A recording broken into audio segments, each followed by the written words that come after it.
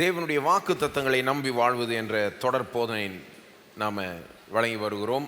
தேவனுடைய வாக்கு தத்தங்களை நம்பி வாழ்வது, அதாவது தேவன் வேதத்தில் நமக்கு பல வாக்கு தத்தங்களை கொடுத்து விட்டார். நம்முடைய வாழ்க்கையின் எல்லா ஏரியாஸுக்கும் சம்பந்தப்பட்ட வாக்கு தத்தங்களை கொடுத்து விட்டார். ஆனால் நாம் இதை அறிந்து கொள்ள வேண்டும், இதை நம்ப வேண்டும், இதை நம்பி வாழ வேண்டும். அப்போ தான் அவர் வாக்கு பண்ணினதெல்லாம் நாம் சொந்தம் பாராட்ட முடியும். அப்போ தான் அதெல்லாம் அனுபவிக்க முடியும், என்ஜாய் பண்ண முடியும். அவர் கொடுத்துட்டார் என்பதனால் அது நம்ம வாழ்க்கையில் ஒன்றும் பழிச்சிடாது. என்ன கொடுத்தார், என்ன வாக்கு பண்ணியிருக்கிறாருன்னு தெரிஞ்சுக்கணும், நம்பணும், நம்பி வாழணும். இன்றைக்கு இந்த வாக்கு தத்தங்களை நம்பாதபடிக்கு நம்மை தடை செய்கிற சில காரியங்களை பற்றி பேச விரும்புகிறேன். Some hindrances to our faith. அதாவது இந்த வாக்கு தத்தங்களை நம்பி வாழ்ந்து முன்னேறணும். ஆனால் இதை நம்பாதபடிக்கு பல காரியங்கள் நம்மளை தடை செய்கிறது. அதில் ஒன்று என்னென்னா, ஒரு கேட்டகரி என்னென்னா, ஒரு தவறான மைண்ட் செட். நம்ம மனதில் தவறான எண்ணங்களுக்கு இடம் கொடுத்துக்கிட்டு அதனால் நாம் ஆட்டி படைக்கப்படுவோமானால் நாம் பெருசாக அந்த வாக்கு தத்தங்களை நம்பி முன்னேற முடியாது. சில காரியங்களை சிலர் அவங்க மனசில் வச்சுக்கிட்டு இருக்காங்க, அது அவங்கள ரொம்ப டாமினேட் பண்ணுது. அதனாலேயே பார்த்திங்கன்னா அவங்க தேவனுடைய வாக்கு தத்தங்களை நம்ப முடியாமல் இருக்குது. தேவனுடைய வாக்கு தத்தங்களை நம்ப முடியாததுனால அதை அவங்க சுதந்திரித்துக்க முடியல, அனுபவிக்க முடியல. இன்றைக்கு இந்த மாதிரி நெகட்டிவான தாட்ஸ், பிற்போக்கான எண்ணங்கள், இப்படி நம்மை தடை செய்கிற பிற்போக்கான எண்ணங்களை நான் எக்ஸ்போஸ் பண்ண விரும்புகிறேன். அந்த மாதிரி சில உதாரணமான எண்ணங்களை எடுத்து சொல்லி, அது எப்படி சரியான எண்ணம் கிடையாது, வேதத்தின்படி சரியானது கிடையாது, வேதத்துக்கு முரண்பாடானது என்பது மட்டுமல்ல, அதை எப்படி மேற்கொள்வது என்பதையும் காண்பிக்க விரும்புகிறேன். எவ்வளோ வாக்கு தத்தங்களை ஏற்கனவே இந்த தொடர் போதனையில் நான் காமிச்சேன். நான் நம்முடைய சரீர சுகத்தை குறித்த வாக்கு தத்தங்கள், பொருளாதார செழிப்பை குறித்த வாக்கு தத்தங்கள், வேலையில் வெற்றியை குறித்த வாக்கு தத்தங்கள், இதெல்லாம் ஏற்கனவே பார்த்துட்டோம். குடும்ப ஆசீர்வாதத்தை பற்றிய வாக்கு தத்தங்கள், இன்னும் சில வாக்கு தத்தங்கள்லாம் பார்த்தோம். ஆனால் எவ்வளோ பார்த்தாலும் சிலருக்கு என்னன்னா, சில காரியங்கள் அவங்க மைண்டில் இருக்குது, சில பொய்களை அவர்கள் நம்பி கொண்டிருக்கிறார்கள். அந்த பொய்களுக்கு அவங்க மனசில் இடம் கொடுக்குற வரைக்கும் இந்த வாக்கு தத்தங்களுக்கு மனசில் இடம் இல்லை. ஆக இன்றைக்கி இந்த பொய்களை கொஞ்சம் எக்ஸ்போஸ் பண்ணும். இதை எப்படி மேற்கொள்வது என்பதையும் உங்களுக்கு காண்பிப்போம்.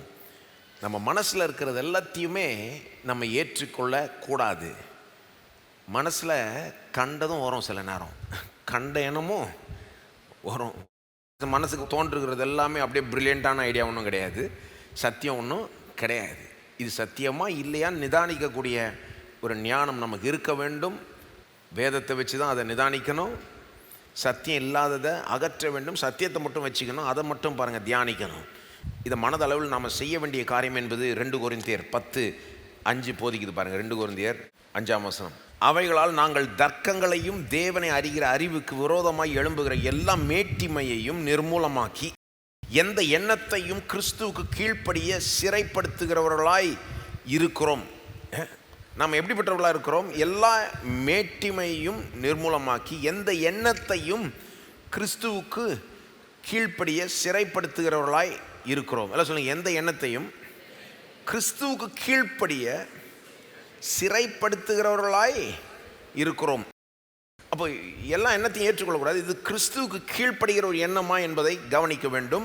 5 முற்பகுதியில் சொல்கிறாரு, நாங்கள் தர்க்கங்களை தேவன் அறிகிற அறிவுக்கு விரோதமாக எழும்புகிற எல்லா மேட்டிமை. என்னத்தை சொல்கிறாரு? மைண்டு நம்மகிட்ட ஆர்கியூ பண்ணிக்கிட்டு இருக்கு சில காரியங்களை. கிறிஸ்துவுக்கு முரண்பாடான ஆர்கியூமெண்ட்ஸை ஏற்றுக்கக்கூடாது, தர்க்கங்களை ஏற்றுக்கொள்ள கூடாது. எபேசியர் 6:16, அதாவது மைண்டில் இருக்கிறது எல்லாத்தையும் ஏற்றுக்கூடாது, இதெல்லாம் நாம்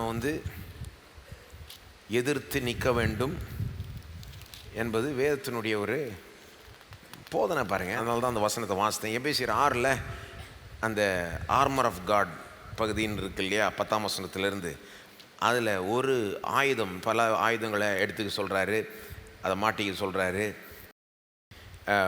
அதில் ஒன்று வந்து அந்த விசுவாசம் என்னும் கேடகம்.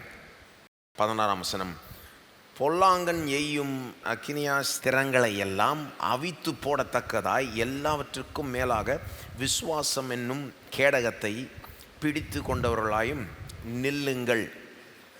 விசுவாசம் என்னும் கேடகத்தை பிடிச்சிக்கிட்டு நிற்கணுமா, நின்றுட்டு என்ன பண்ணணுமா, அந்த பொல்லாங்கன் சில இந்த அம்புல நம்மை நோக்கி அவன் எய்கிறான், அதெல்லாம் என்ன பண்ணணும், அவித்து போடணும். அது எப்படி? அதுக்கு வந்து அந்த விசுவாசம் என்னும் கேடகம் அவசியம்.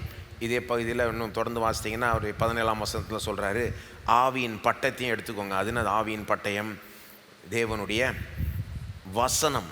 இதையும் வச்சுக்கிட்டு இந்த எண்ணங்களோட போராடணும். அதாவது பிசாசு பாருங்கள், நம்மை அட்டாக் பண்ணுறான், அம்புல நமக்கு விரோதமாய் அனுப்புகிறான்.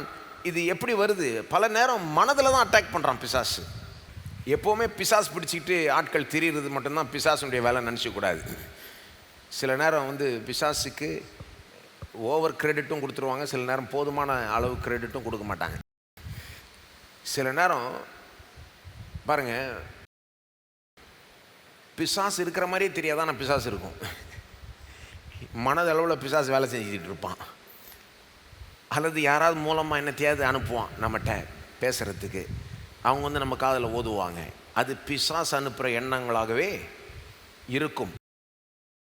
ஆகவே பிசாசு எப்படி செயல்படுறான்றதை கற்றுக்கணும். ஒரு விசுவாசியாக பிசாசு வந்து ஆட்டி படைக்க முடியாது, பொசஸ் பண்ண முடியாது.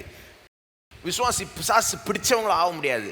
பிசாசு பிடிச்சிக்கிட்டு ஆடுறது அதெல்லாம் வந்து பாருங்கள், விசுவாசியை பிசாசு அந்த மாதிரி செய்ய முடியாது. அப்சல்யூட் கண்ட்ரோல் விசுவாசியை எடுக்க முடியாது. ஏன்னா விசுவாசிக்குள்ள ஆவியானவர் இருக்கிறார். அப்போ என்ன பண்ண முடியும்?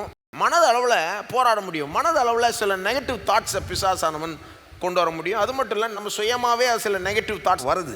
இந்த நெகட்டிவ் தாட்ஸ், இந்த பிற்போக்கான எண்ணங்கள், சில கண்ணோட்டங்கள், இதெல்லாம் நம்ம எல்லாத்தையும் ஏற்றுக்கொண்டோமானால் நம்ம விசுவாச முன்னேற்றத்துக்கு தடையாக ஆகிவிடும். அதை தான் இன்னைக்கு பேசுகிறேன். சரி, நம்பர் 1 ஒரு உதாரண எண்ணத்தை சொல்கிறேன்.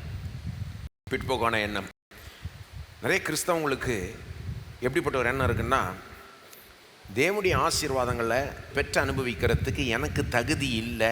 ஏன்னா நான் கடந்த காலத்தில் ஏதோ ஒரு பாவத்தை செஞ்சிட்டேன், கடந்த நாட்களின் என்னுடைய பாவத்தின் நிமித்தமாய் என்னுடைய தகுதியை நான் இழந்து விட்டேன். ஆகவே தேவனுடைய ஆசீர்வாதங்களை பெற்று அனுபவிக்க முடியாது, எனக்கு தகுதி இல்லைங்க அப்படின்னு அவங்க ஒருவேளை சொல்லாமல் இருக்கலாம். ஆனால் மனசில் யோசிச்சுட்டு இருப்பாங்க. சிலர்கிட்ட நான் வந்து வாக்கு தத்தங்கள் எடுத்து காமிச்சேன்னா அவங்க மனசில் என்ன ஓடிக்கிட்டு இருக்குன்னா, இதெல்லாம் நல்லா தாங்க இருக்குது, ஆனால் எனக்கு இதெல்லாம் பெற்று அனுபவிக்கிறதுக்கு தகுதி இல்லை, எனக்கு இதெல்லாம் நடக்காதுங்க, நடக்கக்கூடாதுங்க, ஏன்னா நான் தகுதியானவன் கிடையாது. ஏன்னு கேட்டிங்கன்னா, நான் கடந்த நாட்களில் சில காரியங்களை செஞ்சிட்டேன், மோசமான காரியங்களை செஞ்சிட்டேன், அதனால் இதெல்லாம் பெற்று அனுபவிக்கிறதுக்கு எனக்கு தகுதி இல்லை.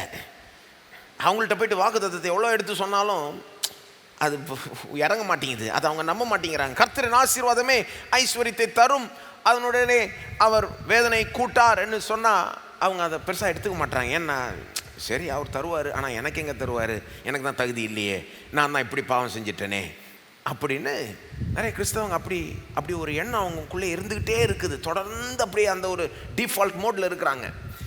என்ன பேசினாலும் என்ன கேட்டாலும் ஞாயிற்றுக்கிழமை ஒருவேளை சில காரியங்களை கேட்பாங்க, திரும்ப போய் புதன்கிழமை வர்றதுக்குள்ளே அந்த எண்ணம் திரும்ப வந்துடும். திரும்ப அங்கே போய் செட் ஆகிடுவாங்க, எனக்கு எதையும் பெற்றுக்கொள்கிறதுக்கு தகுதி இல்லைன்னு அப்படி அங்கே மாட்டிப்பாங்க. இப்போ எங்கே போனாலும் சுற்றி அங்கே வந்து மாட்டுறது. அந்த அளவுக்கு அந்த எண்ணம் சிலரை ஆட்டி படைக்குது. எனக்கு தகுதி இல்லை, I don't deserve God's blessings in my life. ஆகவே இந்த வாக்குத்தத்தங்கள்லாம் நான் முழுமையாக ருசிக்க முடியாது, அனுபவிக்க முடியாது, அவ்வளோதான். அப்போது கொஞ்சம் இங்கே நின்று கொஞ்சம் யோசித்து பார்ப்போம். இந்த எண்ணம் வந்து சத்தியமா பொய்யா? Is it true or false? Example கேட்பாங்கல்ல, true or false. I don't deserve to receive God's blessings. தேவனுடைய ஆசீர்வாதங்களை பெற்று அனுபவிக்கிறதுக்கு எனக்கு எந்த தகுதியும் இல்லை. ட்ரூ ஆர் ஃபால்ஸ் அப்படின்னு கேட்டால் நான் என்ன சொல்லுவேன்னா, அறகுறையாக பார்த்தா அது உண்மை.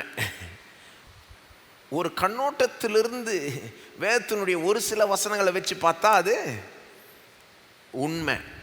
அறகுறையாக பார்த்தா இட்ஸ் அ ஹாஃப் ட்ரூத். மேக்சிமமாக வேணா ஹாஃப் ட்ரூத்துன்னு சொல்லலாம், அரைகுறை உண்மைன்னு சொல்லலாம், ஆனால் முழு உண்மை கிடையாது. ஏன் அப்படி சொல்கிறேன்னா, வேதம் என்ன போதிக்குதுன்னா, இப்போ உலகத்தில் சில நேரம் அவங்க எப்படி நினச்சிக்கிறாங்க, நமக்கு எல்லாத்தையும் பெற்றுக்கிறதுக்கு தகுதி இருக்குது. ஆனால் வேதம் என்ன போதிக்குது, எல்லாரும் பாவம் செய்து ஏகமாய் கெட்டு போனார்கள், தேவ மகிமை அற்றவர்களாய் போனார்கள். ஆகவே தேவனுக்கு முன்பாக ஒரு மனுஷனுக்கும் தகுதி இல்லை. அதுதான் வேதத்தினுடைய போதனை. இதை எல்லாருமே உலகத்தில் ஏற்றுக்க மாட்டாங்க, ஆனால் வேதம் அதை திட்டந்தெளிவாக போதிக்குது. தேவனுக்கு முன்பாக ஒரு மனுஷன், அவனுடைய படிப்பாக இருக்கட்டும், பணமாக இருக்கட்டும், என்னவா இருக்கட்டும், அதெல்லாம் தேவனுக்கு முன்பாக அவனை தகுதிப்படுத்துவது கிடையாது. ஏன்னா தேவனுடைய பார்வையில் எல்லாரும் பாவம் செஞ்சிட்டாங்க, எல்லாரும் கெட்டு போயிட்டாங்க. அப்போ ஒரு மனுஷனுக்கும் ஒரு ஆசீர்வாதத்தை பெறத்துக்கும் தகுதி இல்லை. வேதம் அதை போதிக்குது. எல்லாருக்குமே ஆக்சுவலாக என்ன தகுதி இருக்குன்னா, நரகம் போகிறதுக்கு தான் தகுதி இருக்குது. ஆனால் இது வெறும் அரை உண்மை தான், இது முழு உண்மை கிடையாது. இது வேதம் போதிக்கிற ஒரு கருத்து. இதை விட மகிமையான இதனுடைய மறுபக்கம் என்னன்னா, இப்படி மனிதர்கள் இருக்கிறதுனால தான் பாவிகளை ரட்சிக்க கிறிஸ்து இயேசு உலகத்தில் வந்தார். இந்த தகுதி இல்லாத பாவிகளை ரட்சிக்கும்படி, அப்படின்னா என்ன, தகுதிப்படுத்தும்படி. எந்த ஆசீர்வாதத்தையும் பெறத்துக்கு தகுதி இல்லாமல் உட்காந்துக்கிட்டு இருக்கான். உலகமே அந்த நிலையில் இருக்கு. இப்படிப்பட்ட உலகத்துக்குள்ளதான் இயேசு வரார், பிறக்கிறாரு, வாழ்றாரு, மரிக்கிறார், உயிரோடு எழும்புகிறாரு. அவர் மூலமாய் யார் வேணா தகுதி உள்ளவர்களாய் மாறலாம், யார் வேணா தேவனுக்கு முன்பாக தகுதி உள்ளவர்களாய் மாறலாம், யார் வேணா தேவனால் ஏற்றுக்கொள்ளப்படலாம். அதுதானங்க சுவிசேஷம். இயேசு இல்லாமல் ஒரு மனுஷன் தேவனுக்கு முன்பாக வர முடியாது. இந்த உலகத்தில் இருக்கிற இதெல்லாம் தேவன் பெருசாக எடுக்க மாட்டார். உலகத்தில் பெரிய ஆள்னா நீங்கள் பெருசாக எங்கேயா போகலாம், எல்லாம் செய்யலாம், அதெல்லாம் கடவுள்கிட்ட வேலைக்கு ஆகாது. தேவன்கிட்ட வர்றதுக்கு ஒரே ஒரு இதுதான், என் குமாரன் மூலமாக வாழ்றாரு. என் குமாரன் மூலமாக வந்தால் நீ யாராக வேணா இருக்கலாம், என்ன வேணா செஞ்சுருக்கலாம், எப்பேற்பட்ட பாவத்தை வேணா செஞ்சுருக்கலாம், ஆனால் இயேசுவின் நிமித்தமாய் நாம் முழுமையாய் ஏற்றுக்கொள்ளப்படுகிறோம், நீதிமானாய் கருதப்படுகிறோம். இதுதானங்க சுவிசேஷம் சொல்லுது. இயேசுவின் மூலமாய் கதையே மாறுதுன்ற இந்த கருத்தை விட்டுட்டா, அப்போ பைபிளை விட்ட மாதிரி தான், சுவிசேஷத்தை விட்ட மாதிரி தான், சத்தியத்தையே விட்ட மாதிரி தான். அப்போ இதை வச்சு பார்க்குறப்போ இந்த ஸ்டேட்மெண்ட் வந்து ட்ரூவா ஃபால்ஸா, சத்தியமா பொய்யா, இதை வச்சு பார்க்குறப்போ இது வந்து பொய். எனக்கு கடவுளுடைய ஆசீர்வாதங்களை பெற்று அனுபவிக்கிறதுக்கு தகுதியே இல்லை. ஆகவே இந்த வாக்கு தத்தங்கள்லாம் எனக்கு சொந்தம் இல்லை, நான் இதை பெருசாக எதிர்பார்க்க முடியாது என் வாழ்க்கையில், தேவன் என்னை இந்த விதத்தில் ஆசீர்வதிக்க மாட்டார்னு நினைக்கிறது வந்து சுவிசேஷத்தின் கண்ணோட்டத்தில் பார்த்தீங்கன்னா இது பொய். கல்வாரி சிலுவையின் பேக்ரவுண்டில் பார்த்தீங்கன்னா இது வந்து பொய். ஒன்றும் இல்லைங்க, உங்கள் எண்ணத்தில் ஏதாவது உண்மையா பொய்யான்னு தெரிஞ்சுக்கணுன்னா சிலுவை பேக்ரவுண்டில் வச்சு பாருங்கள். இயேசு சிலுவையில் எதுக்கு மரிச்சாரு? நம்முடைய பாவங்களை சுமந்து தீர்த்தாரு, நம்மை நீதிமானாய் ஆக்குகிறார். நம்மளை நீதிமான் தேவன் சொல்கிறப்போ என்னங்க அர்த்தம்? என் முன்னால் நிற்கிறதுக்கு உனக்கு எல்லாம் தகுதி இருக்குன்றாரு. இந்த தகுதியை சுயமாக பெற்றுக்கொள்ள, சுயமாக பார்த்தா எனக்கு தகுதியே இல்லை, இதை நான் நம்புகிறேன். உலகத்தாரை விட நம்ம அதை நம்புகிறோம். உலகத்தில் வந்து அவங்க நினச்சிட்டு இருக்காங்க, அவங்க செஞ்சதை வச்சு அவங்களுக்கு தகுதி இருக்குது, அவங்க பேக்ரவுண்டை வச்சு அவங்களுக்கு தகுதி இருக்குது, அவங்களுக்கு படிப்பை வச்சு தகுதி இருக்குது, இதை வச்சு தகுதி இருக்குது, அதை வச்சு. ஆனால் நாம் என்ன நம்புகிறோம்? சுயமாக என் படிப்பு என்ன வேணா இருக்கலாம், என் பணம் என்ன வேணா இருக்கலாம், நான் எவ்வளோ பெரிய ஆளாக இருக்கலாம், எனக்கு ஒரு துளி தகுதி இல்லை கடவுளுக்கு முன்பாக நிற்கிறதுக்கு. ஆனால் நான் சுயமாக இல்லையே, நான் தனியாக இல்லையே, கிறிஸ்துவுக்குள் தேவன் என்னை தகுதி உள்ளவனாக பார்க்குறாரு. அவருடைய சொந்த குமாரன் எப்படி பார்க்குறாரோ அப்படியே பார்க்குறாரு. என்ன வா மகனேன்றாரு. தைரியமாக வாங்கிட்ட, தைரியமாய் கிருபாசன தண்டை வாருங்கள். தகுதி இல்லைன்னு நினைக்காத, தைரியமாக வான்றாரு. உனக்கு எல்லா ஸ்லாக்கியமும் இருக்கு, நீ பிள்ளை, நீ என்னுடைய குமாரன் குமாரத்தி, அந்த மாதிரி என்ன வேண்டான்றாரு. அப்போ கிறிஸ்துவுக்கு அப்பாற்பட்ட விதத்தில் பார்த்தா எனக்கு தகுதி இல்லை, ஆனால் கிறிஸ்துவுக்குள் எனக்கு தகுதி இருக்கு. எல்லாம் சொல்லுங்க, கிறிஸ்துவுக்குள் நான் நீதிமான், தேவனுக்கு முன்பாக தைரியமாய் நான் போகலாம், தேவனுக்கு முன்பாக எனக்கு தகுதி இருக்கு. பாருங்க, சிலுவையின் பேக்ரவுண்டோட இந்த எண்ணத்தை வச்சு பார்த்தீங்கன்னா இது அறகுறை உண்மைன்றது வெளிப்பட்டுருது. அப்போது இந்த அறகுறை உண்மையை நம்பிக்கிட்டு இதை மட்டும் யோசித்துக்கிட்டு சிலர் இதனாலேயே எனக்கு தகுதி இல்லைன்ட்டு பெரிய வாக்குத்தத்தங்களை பெருசாக பார்க்க மாட்டாங்க, அதை பெருசாக நம்ப மாட்டாங்க, அதை வச்சு ஜெபிக்க மாட்டாங்க, அதை பெருசாக எதிர்பார்க்க மாட்டாங்க, முன்னேற மாட்டாங்க. அவ்வளோதான், எனக்கு தகுதி இல்லைன்ட்டு போயிடுவாங்க. அப்படி நம்ம பேசுகிற பாருங்கள், சிலர் வந்து விசுவாசிகள் ஆகிறதுக்கு முன்னால் ரொம்ப மோசமான ஒரு பேக்ரவுண்ட்லேருந்து வந்திருக்கலாம், மோசமான பாவங்களை செஞ்சுட்டு வந்திருக்கலாம். அப்போ அவங்க விசுவாசி ஆகிட்ட பிறகு அவங்களுடைய இந்த கடந்த கால பாவம் வந்து அவங்கள அப்படியே பாதிக்குது. அதை நினச்சிக்கிட்டே இதனால் எனக்கு இது கிடைக்காது, இதனால் கடவுள் என்ன ஆசீர்வதிக்க முடியாது இப்படின்னு நினச்சிக்கிட்டே இருப்பாங்க. அல்லது எல்லோரும் அந்த மாதிரி பேக்ரவுண்ட்லேருந்து வந்தாங்கன்னு ஒன்றும் கிடையாது. சிலர்லாம் அந்த மாதிரி பேக்ரவுண்ட்லேருந்து வரலையே, சிலர்லாம் சபையிலே பிறந்து வளர்ந்து அப்படி வராங்க. அப்போ சில நேரம் அவங்க வந்து பார்த்திங்கன்னா சின்ன வயசுலேருந்து இயேசு அறிஞ்சவங்க, ஆனால் ஒரு வயசில் அவரை விட்டு தூரமாக போனவங்க, சில காரியங்கள்லாம் செஞ்சவங்க, அவங்களையும் இந்த எண்ணம் பாதிக்குது. நான் வந்து இந்த மாதிரிலாம் பாவம் செஞ்சிட்டேன், அப்போ வந்து தேவன் வந்து என்னை ஆசீர்வதிக்க முடியாது, இந்த வாக்குத்தத்தங்கள்லாம் எனக்கு சொந்தம் இல்லைன்னு. அப்போ விசுவாசி ஆகிறதுக்கு முன்னால் பாவம் செஞ்சாலும் சரி, விசுவாசி ஆயிட்ட பிறகு பாவம் செஞ்சாலும் சரி, சிலுவையின் கண்ணோட்டத்தில் பார்த்தீங்கன்னா இது சரியே கிடையாது. இந்த எண்ணம் சரி கிடையாது. எனக்கு தகுதி இல்லாதனால, நான் என்னுடைய பாவத்து நிமித்தமாக தகுதியை இழந்ததுனால தேவனுடைய ஆசீர்வாதங்களை வாக்குத்தத்தங்களை நான் பெற்று அனுபவிக்க முடியாது என்பது சரியான எண்ணமே கிடையாது. அதை ஏற்றிக்கிட்டு உட்காந்துக்கிட்டு இருக்கக்கூடாது. அதை ஏற்றிக்கிட்டு உட்காந்துட்டு இருந்தீங்கன்னா நீங்கள் வாக்குத்தத்தங்களை நம்ப மாட்டீங்க, முன்னேற முடியாது. அப்படி ஏற்றிக்கிட்டு நம்ம உட்காந்துக்கிட்டு இருப்போமானால் அது என்னத்தை வெளிப்படுத்துது? தேவ கிருபையை நம்ம பெருசாக நம்பலன்னு வெளிப்படுத்துது. தேவனுடைய கிருபையை மேன்மைப்படுத்தலை. இப்படி எனக்கு தகுதியில் நான் பாவம் செஞ்சிட்டேன்னு சொல்கிறவங்க பார்த்தீங்கன்னா, ஒரு பக்கம் அவங்கள பார்க்குறப்போ ரொம்ப தாழ்மையோடு பேசுகிற மாதிரி தெரியும். எனக்கு தகுதி இல்லைங்க, நான் இதை செஞ்சுட்டேன். ஆக்சுவலாக அது தாழ்மையே கிடையாது. இது பார்த்தீங்கன்னா அவங்க தங்களுடைய பாவத்தை மேன்மைப்படுத்திக்கிட்டு இருக்காங்க. என்னுடைய பாவத்தை நான் மேன்மைப்படுத்தக்கூடாது, அவருடைய கிருபையை மேன்மைப்படுத்த வேண்டும். தேவனுடைய கிருபை தான் மேன்மைப்படுத்த வேண்டும். இந்த எண்ணத்தை எப்படி நம்ம ஃபைட் பண்ணுறது? இந்த எண்ணம் நம்மளை ஆட்டி படைக்குதுன்னா அதுக்கேற்ற வசனங்களை எடுக்கணும். பாருங்கள், வேதத்தில் தேவன் எவ்வளோ அதுக்கேற்ற வாக்குகளை கொடுத்திருக்கிறார். உதாரணத்துக்கு எரேமியா 31:34, நான் அவர்கள் அக்கிரமத்தை மன்னித்து அவர்கள் பாவங்களை இனி நினையாதிருப்பேன். அல்லது ஏசாயா 43:25, நானே உன் மீறுதல்களை என் நிமித்தமாகவே குலைத்து போடுகிறேன், உன் பாவங்களை நினையாமலும் இருப்பேன். இந்த மாதிரி வசனங்கள் எடுத்துக்கிட்டு இதை வாயை திறந்து சொல்லணும். பாருங்கள், இந்த மாதிரி எண்ணம் இப்படி ஓடுறப்போ வாயை திறந்து சொல்லணும். இல்லை, தேவனே என் பாவத்தை குலைத்து போட்டுட்டார், என் பாவங்களை நினையாமல் இருப்பேன் சொல்லிட்டார். மீகா 7:19 தேவன் சொல்கிறாரு, நம்முடைய பாவங்களை எல்லாம் சமுத்திரத்தின் ஆழங்களில் போட்டு விடுவார் என்று. அல்லது 1 யோவான் 1:9 விசுவாசிகளுக்கு எழுதப்பட்ட வார்த்தைகள். விசுவாசிகளை பார்த்து யோவான் சொல்கிறாரு, என்கிட்ட பாவமே இல்லைன்னு சொன்னால் அது பொய் அப்படின்னு 1 யோவான் 1:8 சொல்கிறாரு. அப்புறம் 1 யோவான் 1:9 சொல்கிறாரு, நம்முடைய பாவங்களை அறிக்கையிட்டால், என்கிட்ட பாவமே இல்லை, அந்த அளவுக்கு நான் அப்படியே சூப்பராக பரிசுத்தமாக இருக்க, துளி அளவு பாவமே இல்லைன்னு சொன்னால் அது பொய்ன்றாரு. ஆனால் நம்முடைய பாவங்களை நாம் அறிக்கையிட்டால் பாவங்களை நமக்கு மன்னித்து எல்லா அநியாயத்தையும் நீக்கி நம்மை சுத்திகரிப்பதற்கு அவர் உண்மையும் நீதியும் உள்ளவராய் இருக்கிறார். அப்போ அந்த மாதிரி வசனங்கள் எடுத்துக்கணும். பாவம் செஞ்சிட்டிங்களா, விசுவாசி ஆயிட்ட பிறகு அறிக்கையிடுங்க. இந்த வசனத்தை எடுத்துக்கிட்டு இதை வச்சுக்கிட்டு ஜெபம் பண்ணுங்க. ஆண்டவரே, நீர் சொன்ன மாதிரி நான் அறிக்கையிட்டிருக்கிறேன், நீர் சொன்ன மாதிரியே ஆண்டவரே என்னை மன்னித்து எல்லா அநியாயத்தையும் நீக்கி என்னை சுத்திகரிப்பீராக. அப்படியே நீர் செய்வதற்கு உண்மையும் நீதியும் உள்ளவராய் இருக்கிறபடியால் நன்றி ஆண்டவரே. இந்த வசனத்தை வச்சு ஜெபிங்க. அப்படி செய்ய அவர் உண்மையும் நீதி உள்ளவராய் இருக்கிறார். இல்லை சொல்லுங்க, உண்மையும் நீதியும் உள்ளவராய் இருக்கிறார். ஏன் நீதி உள்ளவர்? ஏன்னா இயேசுவை நம்ம பாவத்துக்காக தண்டிச்சிட்டாரு. இப்போ திரும்ப நம்ம பாவத்துக்காக நம்மளே தண்டிச்சா அது அநீதி ஆகிடும், அது அநியாயமாகிடும். நீதி என்ன சொல்லுது? இயேசுவை தண்டிச்சதுனால அவர் நம்மளை மன்னிக்க வேண்டும். இதுதான் லாஜிக்கு.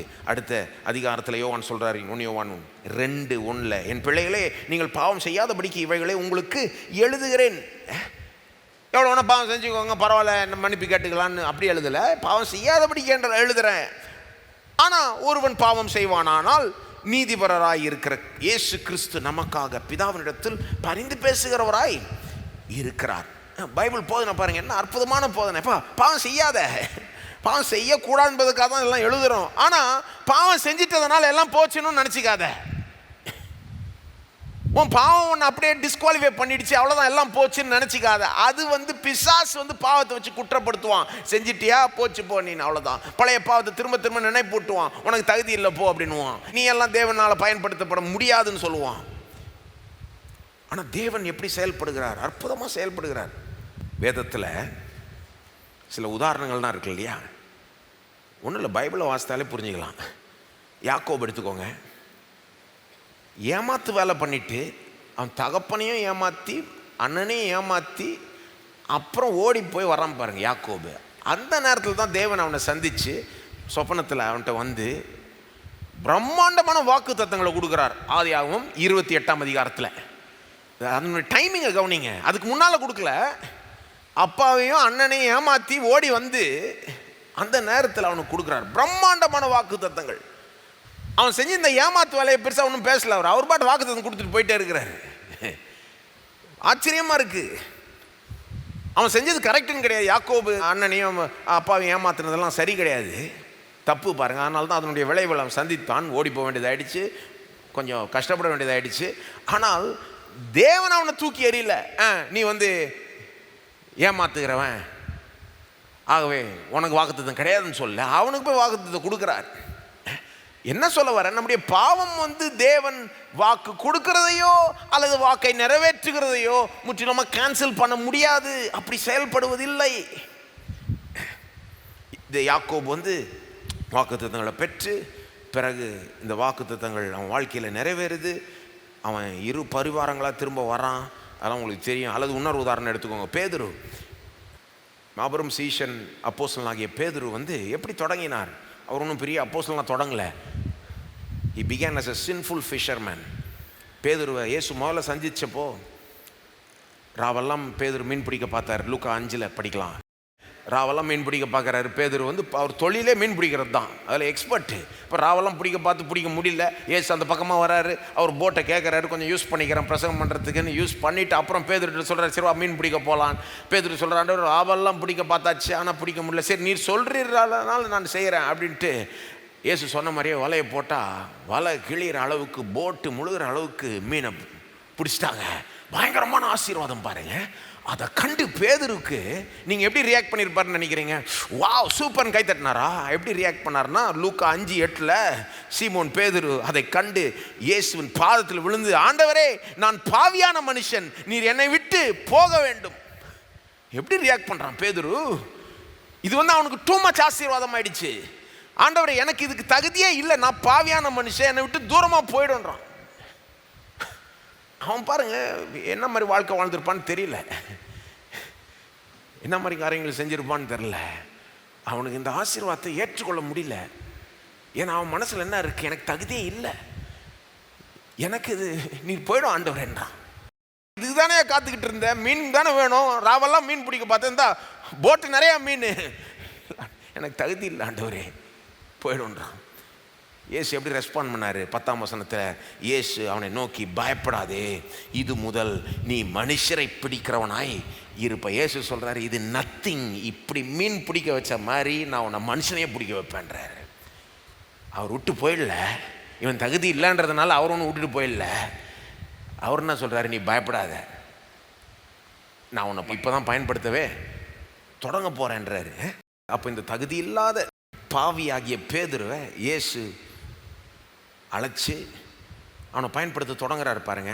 இயேசுனுடைய பூலோக ஊழியத்திலேயே பேதுரு வந்து ஒரு தலைமைத்துவத்துக்கு வராரு. அந்த சீஷர்களுக்கு ஒரு லீடர் மாதிரி இருக்கிறார். இயேசு அவருக்கு ஒரு விதத்தில் முக்கியத்துவத்தை கொடுக்குறாரு பாருங்க. ஆனால் அப்படி இருந்தும் நமக்கு எல்லாருக்குமே தெரியும் பேதுரு எப்படி இயேசுவை 3 முறை மறுதளிச்சார். 3 முறை இயேசு யாருன்னே தெரியாதுன்னு சொல்லிட்டார். எப்போ? இயேசு சிலுவைக்கு போகிறதுக்கு முன்னால். அந்த நேரத்தில் தான் இயேசுவோட நிற்கணும். அந்த நேரத்தில் போயிட்டு இயேசுனா யாருன்னு எனக்கு தெரியாதுன்னு சொன்னது மட்டும் இல்லாமல் சபிச்சு கொட்டினார்னு வேதம் சொல்லுது. சபிச்சு மறுதளிச்சாருன்னு கெட்ட கெட்ட வார்த்தையாக பயன்படுத்தி, உண்மையிலே இயேசுக்கு எனக்கு சம்மந்தமே இல்லை போ அப்படின்னு மறுதளிச்சாருன்னு வேதம் சொல்லுது. இன்னைக்கு இப்படி ஒருத்தர் செஞ்சாங்கன்னா என்ன சொல்லுவாங்க? ஊழியத்துக்கு அவங்களுக்கு தகுதியே இல்லை போன்டுவாங்க. என்ன மன்னிச்சாலும் திரும்ப ஊழியெல்லாம் செய்ய முடியாது. இயேசுவை மறுதளிக்கிறது மட்டும் இல்லாமல் ஒரு தடவை இல்லாமல் 3 தடவை, இதில் வர சபிச்சு மறுதளிக்கிறியா? அப்போ உனக்கெல்லாம் ஊழியம் பண்ணுறதுக்கு தகுதியே இல்லைன்னு தானங்க சொல்லுவாங்க இன்றைக்கு கிறிஸ்தவ உலகம். இன்றைய கிறிஸ்தவ உலகத்தில் எப்படின்னா, ஒருத்தன் ஒரு தப்பு பண்ணிட்டான்னா அவனுக்கு இனி தகுதியே கிடையாது, அவனை தூக்கி எறியணும், அவ்வளோதான், அவனை போட்டு மெதிக்கணும். இப்போ இப்படி உலகம் இருக்கிறதுனால தான் ஜனங்க எப்படி நினச்சிக்கிறாங்க, எனக்கு தகுதி இல்லை, எனக்கு தகுதி இல்லை, எனக்கு தகுதி இல்லை, ஆகவே எனக்கு ஆசீர்வாதம் கிடையாதுன்னு நம்ம உட்காந்துக்கிட்டு இருக்காங்க. ஏன்னா கிறிஸ்தவ உலகம் அப்படி தானே பேசிக்கிட்டு இருக்கு. கிறிஸ்தவ உலகம் மாதிரி இருக்கிறாருன்னு நினச்சிக்க கூடாது. கிறிஸ்தவ உலகம் வேற, கிறிஸ்து வேற. நல்ல வேலை இந்த இயேசு கிறிஸ்து இந்த கிறிஸ்தவ உலகம் மாதிரி இல்லை. அவர் வேற லெவலில் இருக்கிறார். அவர் அவருடைய வழிகள் மேலானவைகள், அவருடைய எண்ணங்கள் மேலானவைகள். அவர் மனுஷன் சிந்திக்கிறது போல சிந்திக்கிறது இல்லை. பெரும்பாலும் கிறிஸ்தவ உலகத்தில் எல்லாரும் சிந்திக்கிறது போல அவர் சிந்திப்பது இல்லை. அவர் வழியே தனி வழி. எந்த மனுஷன் அவருக்கு ஈக்குவல் கிடையாது. இன்னைக்கு பேதுரு இதை செஞ்சிருந்தாருன்னா அவரை மிதிச்சு தூக்கி எறிஞ்சிருவாங்க. ஆனால் இயேசு என்ன சொல்றாரு, இயேசு பேதுரு செய்யறதுக்கு முன்னாலே சொல்லிட்டார் பேதுருட்ட, எப்பா பேதுரு, அடுத்த நாள் காலைக்குள்ள நீ செய்ய போற அப்படின்னு முந்தின நாள் சொல்லிட்டாரு. தீர்க்க தரிசனமாக சொல்லிட்டார். சொல்றது மட்டும் இல்லாமல் அவர் சொல்ற விதம் எனக்கு ரொம்ப பிடிச்சிருக்கு பாருங்க. லூக்கா 22:31-32 குறிப்பா அவர் சொல்றாரு, பேதுரு எனக்கு தெரியும் நீ என்னை மறுதலிக்க போற. ஆனால் 32 சொல்றாரு, நானும் உன் விசுவாசம் ஒளிந்து போகாதபடிக்கு உனக்காக வேண்டிக் கொண்டேன். இதனால நீ உன் விசுவாசத்தையே விட்டுறக்கூடாதுன்னு நான் வேண்டிக்கிட்டேன், உனக்காக ஜெபம் பண்ணிட்டேன். அது மட்டும் இல்லை, அப்புறம் பாருங்க, நீ குணப்பட்ட பின்பு உன் சகோதரரை ஸ்திரப்படுத்து என்றார். நீ குணப்பட்ட பின்பு, எனக்கு ரொம்ப பிடிச்ச வார்த்தைகள் எல்லாம் சொல்லுங்க. நீ குணப்பட்ட பின்பு, நீ குணப்பட்டன்னா பார்க்கலான்னு சொல்ல, எப்படி சொல்றாரு பாருங்க. நான் உனக்காக ஜெபம் பண்ணிட்டேன்ப்பா, நீ குணப்படுவியா இல்லையான்னு கிடையாது, குணப்படுவ, குணப்பட்ட பின்பு அப்படின்ற. அப்படின்னா நிச்சயமா குணப்படுவ. நீ எவ்வளோ தூரமாக என்கிட்ட போனாலும், எவ்வளோ மோசமாக என்னை நீ ட்ரீட் பண்ணாலும், மறுதளிச்சாலும் நீ குணப்படுவாய். நீ குணப்பட்ட பின்பு உன் சகோதரரை ஸ்திரப்படுத்தின அர்த்தம். தொடர்ந்து லீடர்ஷிப்பில் இருன்னு அர்த்தம். தொடர்ந்து ஊழியம் செய்யின்னு அர்த்தம். தொடர்ந்து உனக்காக நான் வச்சிருக்கிறத எடுத்து செய்யின்னு அர்த்தம். அதுதானங்க அர்த்தம். சந்தேகமாக இருந்தால் இயேசு உயிர் தெழுந்த பிறகு பேதுருவோட எப்படி பேசினார்ன்றதை இப்போ நீங்கள் வாசித்து பார்க்கலாம். யோவான் 21 பேதுருவை கூப்பிட்டு தனியாக பேசுகிறாரு. அங்கே பேதுருவே என்னை நீ நேசிக்கிறாயா அப்படின்றாரு. 3 முறை கேட்குறாரு. நான் நினைக்கிறேன் வேணுன்னே அது செஞ்சார். ஏன்னா பேதுரு 3 தடவை இயேசுவை மறுதளிச்சதுனால இப்போ அவருக்கு திரும்ப ஒரு சான்ஸை கொடுக்குறாரு. 3 தடவை நீ என்னை நேசிக்கிறாயா? பேதுரு சொல்கிறார், ஆமாம் ஆண்டவரே. அப்போது ஃபீட் மை ஷீப், என் ஆடுகளை மேய்ப்பாயாக அப்படின்னு சொல்கிறாரு. என்ன சொல்கிறாரு? தொடர்ந்து ஊழியம் செய். ஆதி திருச்சபையில் பேதுரு மிக பெரிய ஒரு அப்போஸ்தலனாக இருந்தார். என்னுடைய பாவம், என் பாவத்தின் நிமித்தமாக தேவனுடைய ஆசீர்வாதங்களை நான் பெறத்துக்கு தகுதி இல்லை, எனக்கு எல்லாம் தகுதியும் போயிடுச்சு, இப்போ தேவன் என்னை பயன்படுத்த முடியாது. இதெல்லாம் பிசாசு சொல்லுகிற எண்ணங்கள்ங்க. நீங்கள் பாவம் செஞ்சுட்டு வருத்தத்தோடு உட்காந்துக்கிட்டு இருக்கப்போ தேவன் இப்படி பண்ண மாட்டார். இனி உன் கதை கந்தல் போ, உன்னெல்லாம் யூஸ் பண்ண முடியாது, பயன்படுத்த முடியாது, இப்படி பேசிகிட்டு இருக்க மாட்டார். தேவன் இரக்கம் உள்ளவர். ஒன்றும் இல்லை, ஆண்டவரே நான் தப்பு செஞ்சேன் என்னை மன்னியும்னு போய் சொன்னால் அவர் மன்னிக்கிறார். நம்முடைய பாவம் அவருடைய கிருபையை கேன்சல் பண்ணுவதில்லை. பாவம் பெருகின இடத்தில் கிருபை அதிகமாய் பெருகிற்று. சங்கீதம் 25:8 பாருங்க. கர்த்தர் நல்லவரும் உத்தமருமாய் இருக்கிறார், ஆகையால் பாவிகளுக்கு வழியை தெரிவிக்கிறார். என்னத்துக்கு இந்த பரிசுத்த தேவன் பாவிகளுக்கு வழியை தெரிவிக்கணும்? நீதிமானிக்கு வழியை தெரிச்சா பரவாயில்ல, நல்லவனுக்கு வழியை காட்டினா பரவாயில்ல, பாவிகளுக்கு வழியை காட்டணுமா? ஆமாம், பாவிகளுக்கு வழியை தெரிவிக்கிறார். ஏன்? கர்த்தர் நல்லவரும் உத்தமருமாய் இருக்கிறார். சொல்லுங்க, கர்த்தர் நல்லவரும் உத்தமருமாய் இருக்கிறார், ஆகையால் பாவிகளுக்கு வழியை தெரிவிக்கிறார். அடுத்த வசனம் சொல்லுது, சாந்த குணமுள்ளவர்களை நியாயத்திலே நடத்தி சாந்த குணமுள்ளவர்களுக்கு தமது வழியை போதிக்கிறார். சாந்த குணமுள்ளவர்கள்னா ஆங்கிலத்தில் he leads the humble அப்படின்னு வருது. ஹம்பிள் ஒன்றும் இல்லை, தாழ்மையாக ஆண்டவர் நான் தப்பு பண்ணிட்டேன் என்னை மன்னி ஆண்டவரே அப்படின்னு சொன்னால் அவளை மன்னிச்சு தொடர்ந்து நடத்துகிறார். இதுதான் வேதத்தினுடைய போதனை. பாருங்கள், ஆகவே எனக்கு தகுதி இல்லை, அதனால் தேவன் என்ன பயன்படுத்த முடியும், ஆனால் இந்த வாக்குத்தத்தங்களை சுதந்திரிக்க முடியாது, ஆனால் ஆசீர்வாதங்களை பெரிய அளவில் நான் அனுபவிக்க முடியாதுன்னு நினைக்க வேண்டாம். பாவத்தின் நிமித்தமாய் எந்த ஒரு கஷ்டமும் வராதுன்னு நான் சொல்ல வரல. பைபிளில் பார்த்தீங்கன்னா தாவீதெல்லாம் பாவம் செய்கிறாரு, அது நிமித்தமாய் எல்லாரும் பாதிக்கப்படுறாங்க. குடும்ப வாழ்க்கை நாசமாவது அவருடைய பாவத்தினால், அந்த விபச்சாரம் கொலைனால. ஆனால் பாவத்தின் விளைவுகள்ன்றது வேற, ஆனால் தேவனுடைய மன்னிப்புன்றது வேற. தேவன் மன்னிக்கிறாரு. தாவீதை இனி நீ ராஜாவாக இருக்க முடியாது, இனி என்னுடைய பிளானில் உன்னை நான் யூஸ் பண்ண முடியாது அப்படின்லாம் சொல்லலை. சொல்லப்போனால் தாவீது இவ்வளோ பெரிய பாவத்தை செய்கிறதுக்கு முன்னால் பிரம்மாண்டமான வாக்குத்தத்தத்தை கொடுக்குறாரு. தெரிஞ்சுக்கிட்டே, இவன் இப்படி செய்வான்னு தெரிஞ்சுக்கிட்டே சொல்கிறாரு, உன்னையும் உன் மகனையும் உன்னுடைய சந்ததியும் என்றென்றைக்கு நான் ஆசீர்வதிப்பேன், ராஜ்யத்தை அவங்களுக்கு கொடுப்பேன், அப்படி இப்படின்னு சொல்கிறாரு பாருங்க. அப்போது வேதத்தை வெளிச்சத்தில் பார்க்குறப்போ இது பொய்யாய் விளங்குகிறது. எனக்கு தகுதி இல்லைன்ற காரியம். இன்னொரு பொய்யை பார்க்கலாம், ரெண்டாம் பொய். இது என்னன்னா, நான் தேவனுடைய கட்டளைகளை போதுமான அளவுக்கு கீழ்ப்படிஞ்சு தேவனுக்கு பயந்து அவருடைய வழியில் நடந்து அவர் அந்த அளவுக்கு போதுமான அளவுக்கு நான் பிரியப்படுத்த முடியாது, நான் அப்படிப்பட்டவன் கிடையாது, அப்படிப்பட்டவனாக ஆகவும் முடியாது, என்ன மாதிரி ஆளெலாம் மாற முடியாது, மாறி அவரை உருப்படியாக பின்பற்ற முடியாது, அதனாலேயே நான் தேவனுடைய வாக்குத்தத்தங்களெல்லாம் பெருசாக சுதந்திரிக்க முடியாது, அவருடைய ஆசீர்வாதங்களை பெற்று அனுபவிக்க முடியாது என்ற ஒரு எண்ணம். அதாவது இது என்னன்னா, ஒரு கிறிஸ்தவன் சில நேரம் மற்றவங்களை விட கிறிஸ்தவர்கள் தங்களுடைய விசுவாசிகள் தங்களுடைய பிழைகளை உணர்கிறார்கள். அவிசுவாசிகள் அவங்களுடைய பலவீனங்கள் பிழைகள் அதெல்லாம் பெருசாக அவங்க நினச்சி பார்க்க மாட்டாங்க.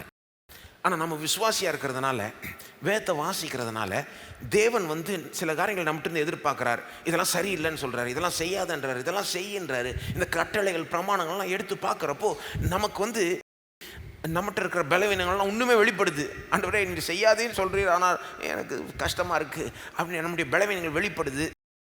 அதுவும் போன தடவை நம்ம என்ன பேசணும், கர்த்தருடைய கட்டளைகளுக்கு கீழ்ப்படிந்து வாழ்கிறத பற்றி பேசணும், கர்த்தருக்கு பயந்து வாழ்கிறத பற்றி பேசணும்.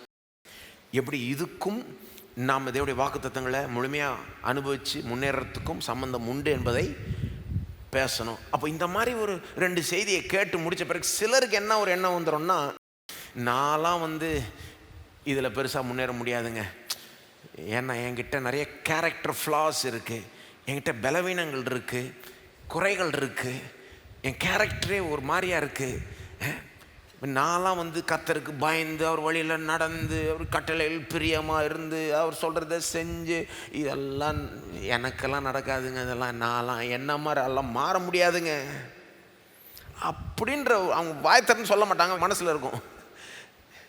அப்போ அவங்களுக்கு என்ன, நான் மாற முடியாது, தேவனை பின்பற்ற வேண்டிய விதத்தில் பின்பற்ற முடியாது, ஆகவே அவர் சொல்கிற இந்த வாக்குத்தத்தங்கள் அவர் கொடுக்குற இந்த ஆசீர்வாதங்கள்லாம் முழுமையாக நான் அனுபவிக்க முடியாது, நான் பெருசாக முன்னேற முடியாது, ஏன்னா இது ஏன் தப்பு, என்னால் மாற முடியாது.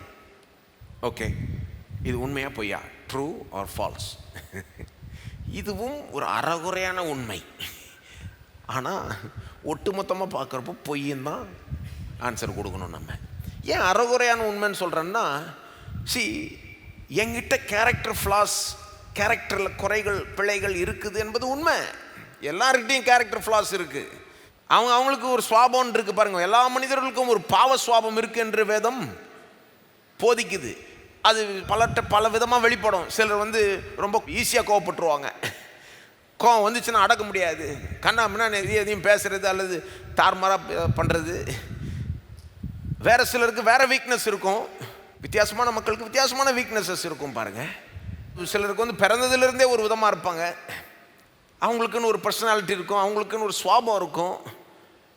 அப்போ வேதம் என்ன போதிக்குன்னா, எல்லாருக்குள்ளேயும் ஒரு பாவ சுவாபம் இருக்குது, ஒரு விழுந்து போன ஒரு சுவாபம் இருக்குது. அதனாலேயே சில பலவீனங்கள் இருக்குது, குறைகள் இருக்குது, பிழைகள் இருக்குது. அது மட்டும் இல்லை, வேதம் அதையும் தாண்டி என்ன போதிக்குதுன்னா, எந்த மனுஷனையும் தன்னையே ஆழமாய் மாற்றிக்கொள்ள முடியாது. அதுவும் வேதத்தினுடைய போதனை. யாருமே தங்களை ஆழமாய் மாற்றிக்கொள்ள முடியாது பாருங்கள். இதில் தான் உலகத்துக்கும் நமக்கும் ஒரு வித்தியாசம். உலகத்தில் என்ன சொல்லுவாங்க, நீ மனசு வச்சா மாற்றிடலாங்க, உன்னையே மாற்றிக்கலாம், you can change your habits, you can change your character behaviour எல்லாம் சொல்லுவாங்க. ஓரளவுக்கு மாற்றலாம், ஆனால் ஆழமாக போய் மாற்ற முடியாது. ஓரளவுக்கு அவுட்வர்ட் பிஹேவியர்லாம் மாடிஃபை பண்ணலாம். Behaviour modification is possible, but heart transformation is not possible. உள்ளத்தை மாற்ற முடியாது. ஒரு மனுஷன் தன்னையே ஆழமாய் மாற்றிக்கொள்ள முடியாது என்பது வேதத்தினுடைய கருத்து. அதனால தான் நான் சொல்கிறேன், இந்த எண்ணம் வந்து ஒரு அறகுறையான உண்மை. ஆனால் ஏன் அறகுறையான உண்மைன்னு சொல்கிறேன்னா, முழுமையான உண்மை கிடையாது. ஏன்னா வேதம் இதை வச்சுக்கிட்டு, இதை பேசிஸாக வச்சுக்கிட்டு என்ன போதிக்குது? ஆமாம், நீ ஒன்னே மாற்ற முடியாது, ஆனால் ரட்சிப்பின் மூலமாய் ஆவியானவர் உனக்குள்ளாக வருகிறார், தேவனே உன்னை மாற்றுகிறார். தெய்வீக வல்லமையினால் நீ மாற முடியும். எவ்வளோ மாசமானாலும் மாற முடியும். மாற முடியாதுன்னு யாருமே கிடையாது இந்த உலகத்தில். தேவனுடைய கிருபையினால யார் வேணா மாறலாம், எவ்வளவு வேணா மாறலாம் என்பதுதான் வேதத்தினுடைய போதனை. அப்போ அதுதான் சுவிசேஷத்தினுடைய நற்செய்தி. இந்த துர்ச்செய்தி என்னன்னா, ஆமா நீ உன்னையே மாத்திக்க முடியாது. நற்செய்தி என்னன்னா, அதுக்காக தான் இயேசு வந்தார், அதனால தான் சிலுவையில் மரிச்சார், உன்னை மாற்றும்படி தான். நீ இருக்கிற வண்ணமாகவே இருக்கும்படி இயேசு சிலுவையில் மரிக்கல, உன்னை மாற்றும்படி ஆழமாய் போய் மாற்றுகிறார். நம்மளை ரட்சிக்கும் போது தேவன் என்ன பண்ணுறார்? ஆழத்திலிருந்து தொடங்குறார். பிஹேவியர் மாடிஃபிகேஷன், வெளிப்புற ட்ரெஸ்ஸை மாற்றுறது இல்லை, அதில் ஃபோக்கஸ் பண்ணுவாங்க சிலர். நீ ட்ரெஸ்ஸை மாற்று, முடிய இப்படி வெட்டு, இதை பண்ண. தேவன் வந்து எப்போவுமே ஆழத்திலிருந்து ஆரம்பிப்பார், உள்ளே மாற்றிக்கிட்டே வெளியே. அப்படி தான் கடைசியில் தான் பார்த்தீங்கன்னா சூரியனை போல் நம்ம சரீரமே பிரகாசிக்கும் வேதம் சொல்லுது. அந்த வெளி மாற்றம் வந்து கடைசியில் தான் வருது பாருங்க. ஆனால் உள்ளத்தை மாற்றிக்கிட்டு வராரு, சுவாபத்தை மாற்றிக்கிட்டு வராரு. இதெல்லாம் வேதம் போதிக்குது இல்லையா? அப்போ இதை வச்சு பார்த்தா இந்த கருத்து தப்பு. என்ன மாதிரி ஆள் மாற முடியாது, மாற முடியாது, ஆனால் நான் இப்படி தான் இருப்பேன், நான் வந்து பெருசாக என் பொருளாதாரத்துலேயும் என் குடும்ப வாழ்விலையும் என்னுடைய வேலையிலையும் வெற்றி பெற முடியாது. தேவன் வாக்கு பண்ணியிருக்கிறாரு, ஆனால் என்ன பிரயோஜனம்? நான் மாறுறது இல்லையே, என் கேரக்டர் சரியில்லை, அது இப்படி தான் இருப்பேன். பலர் இப்படியே நினச்சிக்கிட்டு இருக்கிறதுனால இப்படியே உட்காந்துக்கிட்டு இருக்காங்க. வேதம் சொல்லுது, as a man thinketh so is he. ஒரு மனிதனுடைய நினைவுகள் எப்படியோ அவன் அப்படியே இருக்கிறான். என்னத்தை நினைக்கிறோமோ நம்ம அப்படி தான் இருப்போம். என்ன மாதிரி ஆள் மாற முடியாது, மாற முடியாதுன்னு நினச்சிக்கிட்டே இருந்தால் மாற மாட்டோம். அதை நினைக்கிறது நிறுத்தணும். வாயை திறந்து என்ன மாதிரி வார்த்தைகளை பேசணும்? தேவ கிருபையால் நான் மாறுவேன். அதான் விசுவாச பேச்சு. பாருங்க, இந்த மாதிரி வசனங்கள் எடுத்துக்கணும். எரேமியா 32, இந்த மாதிரி எண்ணங்கள்னால் ஆட்டி படைக்கப்படுகிறவர்களுக்கு இந்த மாதிரி வசனங்களை நான் சொல்லுவேன். எரேமியா 32, 39 41 பாருங்க. கர்த்தருக்கு பயப்படுறதை பற்றிலாம் பேசணும்ல நாம, அதை மனசில் வச்சுக்கிட்டு வாசிங்க. எரேமியா 32, 39. அவர்கள் தங்களுக்கும் தங்கள் பின்னடியாருக்கும் தங்கள் பிள்ளைகளுக்கும் நன்மை உண்டாகும்படி சகல நாட்களிலும் எனக்கு பயப்படும்படிக்கு நான் அவர்களுக்கு ஒரே இருதயத்தையும் ஒரே வழியையும் கட்டளையிட்டு. ஒரே இருதயத்தையும் ஒரே வழியையும் கட்டளை அப்படின்னு என்னங்க அர்த்தம்? அதாவது நம்மகிட்ட பிரச்சனை என்னன்னா, இருதயம் ரெண்டகட்டமாக இருக்குது. அதாவது நம்முடைய இருதயத்தில் ஒரு பகுதி வந்து தேவனை விரும்புது, தேவனுடைய வழிகளை விரும்புது, தேவனை நல்லா பின்பற்றணும், அவரை பிரியப்படுத்தணும்னு விரும்புது. ஆனால் இன்னொரு பக்கம் நம்ம இருதயம் வந்து நம்முடைய மாம்சத்தை திருப்திப்படுத்தணும்னு விரும்புது. ஒரு சோதனை வர்றப்போ அப்படி தான் நம்ம ஃபீல் பண்ணுறோம். ஒரு பக்கம் அதை வெறுக்கிறோம், செய்யக்கூடாது, இல்லை போயிடக்கூடாதுன்னு இருக்குது. ஏன்னா கடவுளை நம்ம பிரியப்படுத்த விரும்புகிறோம், அவரை கீழ்ப்படிய விரும்புகிறோம், ஆனாலும் ஆசையாக இருக்குது, செய்யணும் போல இருக்குது. அப்படி தானேங்க? இல்லை உங்களுக்கெல்லாம் அப்படி இல்லையா? ஒரு போராட்டம் பாருங்க உள்ள. முழு இருதயம் தேவனையும் அவருடைய வழியையும் விரும்ப மாட்டேங்குது. அதுதானுங்க பிரச்சனை. தேவன் சொல்றாரு, எனக்கு தெரியும் பிரச்சனை, நான் சரி பண்றேன்றாரு. புதிய உடன்படிக்கையில் என்ன பண்ணுவேன்றாரு? எனக்கு பயப்படும்படிக்கு நான் அவர்களுக்கு ஒரே இருதயத்தையும் ஒரே வழியையும் கட்டளையிடுவேன்னா, முழு இதயத்தோடு என்னை விரும்புகிறவர்களாய், எனக்கு பயப்படுகிறவர்களாய், என்னுடைய வழியில் நடக்கிறவர்களாய் அவர்களை மாற்றுவேன். 40ஆம் வசனம், அவர்களுக்கு நன்மை செய்யும்படி நான் அவர்களை விட்டு பின்வாங்குவது இல்லை என்கிற நித்திய உடன்படிக்கை அவர்களோட பண்ணி அவர்கள் என்னை விட்டு அகன்று போகாதபடிக்கு எனக்கு பயப்படும் பயத்தை அவர்கள் இருதயத்திலே வைப்பேன். ஆண்டவரே, சிலருக்கு வந்து என்னென்னா, நான் வந்து கர்த்தருக்கு பயந்து அவர் வழியில் நடக்கிறதெல்லாம் நடக்காதுங்க, அந்த அளவுக்குலாம் எங்கே நான் மாற போகிறேன். இல்லை இல்லை, தேவன் சொல்கிறாரு, நான் உன்னை மாத்துறேன்றாரு. எனக்கு பயப்படும் பயத்தை அவர்கள் இருதயத்தில் நான் வைப்பேன்றாரு. நான் அவங்களுக்கு ஒரே இருதயத்தை தருவேன்றார். இந்த மாதிரி வசனங்களை எடுத்துக்கிட்டு இதை வச்சுக்கிட்டு ஜெபம் பண்ணும் பாருங்க. இதை வாய் திறந்து சொல்லணும், ஆண்டவரே ஒரே இருதயத்தை தருவேன் என்று சொன்னீர், எனக்கு தான் ஆண்டவரே, தந்தபடியால் நன்றி ஆண்டவரே. உம்மை விட்டு அகன்று போகாதபடிக்கு எனக்கு பயப்படும் பயத்தை அவள் இருதயத்தில் வைப்பேன்னு சொன்னீர் இல்லையா, அந்த பயத்தை வை ஆண்டவரை, வச்சதுக்காக நன்றி ஆண்டவரே. இப்படி வாய் திறந்து பேசணும் பாருங்க. அல்லது எசேக்கியேல் 36:26-27 பாருங்க. இந்த எண்ணம் வர்றப்போ அப்படியே சும்மா உட்காந்துட்டு இருக்கக்கூடாது. ஆமாம், என்ன மாதிரி ஆள்லாம் மாற மாட்டோம். ஆமாம், மனசு உள்ள பிரசங்கமே ஓடிக்கிட்டு இருக்கும். சிலருக்கு சண்டே 1 மணி நேரம் பிரசங்கம் கேட்பாங்க. வாரத்தில் ஒவ்வொரு நாளும் 2-3 மணி நேரம் பிரசங்கம் ஓடிக்கிட்டு இருக்கும் மைண்டில். நீ எல்லாம் எங்கே மாற போகிற, நீ எல்லாம் இப்படி தான். அது ஏற்றுக்கிட்டு இருக்கக்கூடாது பாருங்கள். நீங்கள் உங்கள் மனசுக்கு பிரசவம் பண்ணணும். You should preach to yourself. எசேக்கியேல் 36:26-27 பாருங்கள். புதிய உடன்படிக்கையில் தேவன் என்ன செய்வார் என்ற வாக்கு அங்கே கொடுக்கப்பட்டிருக்கு. உங்களுக்கு நவமான இருதயத்தை கொடுத்து உங்கள் உள்ளத்திலே புதிதான ஆவியை கட்டளையிட்டு கல்லான இருதயத்தை உங்கள் மாம்சத்திலிருந்து எடுத்து போட்டு சதையான இருதயத்தை உங்களுக்கு கொடுப்பேன். இருதயம் பழைய ஏற்பாட்டில் வர்றப்போ மைண்டும் இன்க்ளூடட். அதில் இன்றைக்கி நம்ம ஹார்ட்டையும் மைண்டும் பிரிச்சிட்டோம். இருதயம்னா உணர்ச்சி, மனதுனா எண்ணம். பைபிளில் அந்த கருத்து ஒத்து வராது, ரெண்டும் கலந்து வருது.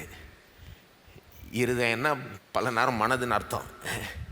புது இருதயத்தை கொடுப்பேன் அப்படின்றார். 27 உங்கள் உள்ளத்திலே என் ஆவியை வைத்து உங்களை என் கட்டளைகளில் நடக்கும் என் நியாயங்களை கை கொள்ளவும் அவைகள்படி செய்யவும் பண்ணுவேன். நான் பண்ணுவேன்றாரு.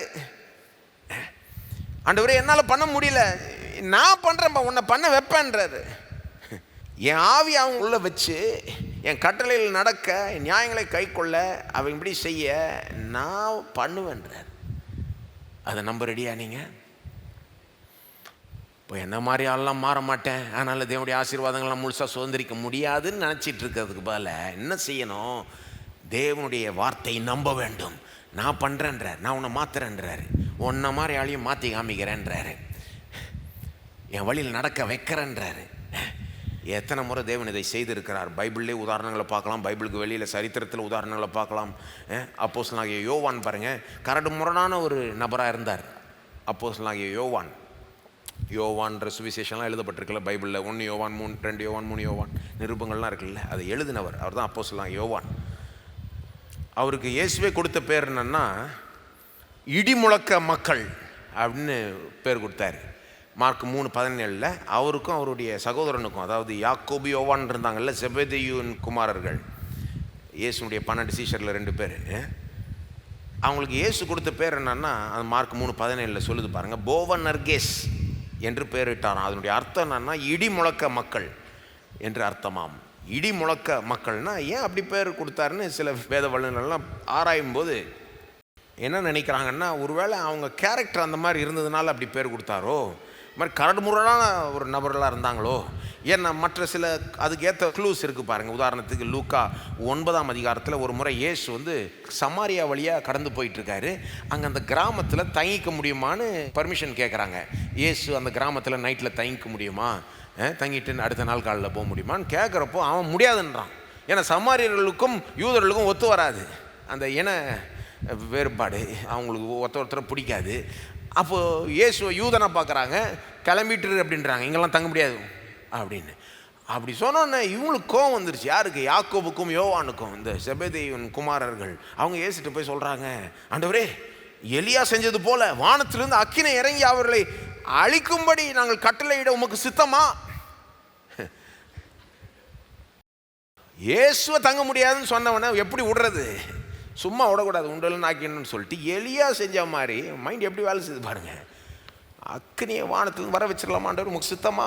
ஓகே, உமக்கு ப்ரொசீட் பண்ணலாமான்றான். இயேசு சொல்கிறார், இப்போ என்ன ஆவி உடையவனா இருக்கிற நீ? அதாவது ரொம்ப ஒரு சுவாபமே அந்த மாதிரி உள்ளவர்கள் அப்படின்ற மாதிரி நினைக்கிறாங்க. ஆனால் அப்படி ஒரு கரடு முரடான நபர்களை இயேசு எப்படி மாற்றினார் நீங்கள் பாருங்கள். யோவான்லாம் எழுதுகிறப்போ பெரிய ஒரு தீம் என்னென்னா அன்பு. 1 யோவான்லாம் வாசித்தீங்கன்னா அன்பு தான் ரொம்ப முக்கியமான தீம் அவர்கிட்ட. ஒருவன் தேவனை அன்பு கூறுவானால் சகோதர அன்பு அவன்கிட்ட இருக்கணும். சகோதரர்கள் அன்பு கூறலன்னா அவன்கிட்ட தேவ அன்பே இல்லை அப்படின்லாம் எழுதுறாரு. அவன்கிட்ட இருக்கிற அந்த கோப சுவாபத்தையும் கூட நல்ல ஒரு திசையில் இயேசு திருப்பி விட்டார். யோவான் வாசிக்கிறப்போ இந்த கள்ள போதனையெல்லாம் பற்றி பேசுகிறப்போ யோவானுடைய கோபத்தை அங்கே நீங்கள் பார்க்கலாம். கோபம்லாம் நல்ல ஒரு டைரக்ஷனில் திருப்பப்பட்டுருது.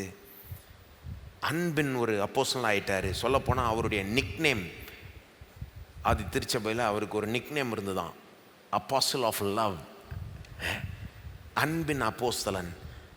முற்றிலுமாக மாற்றிட்டாலே சகேயு எடுத்துக்கோங்க, அவரை பற்றி தெரியும்ல.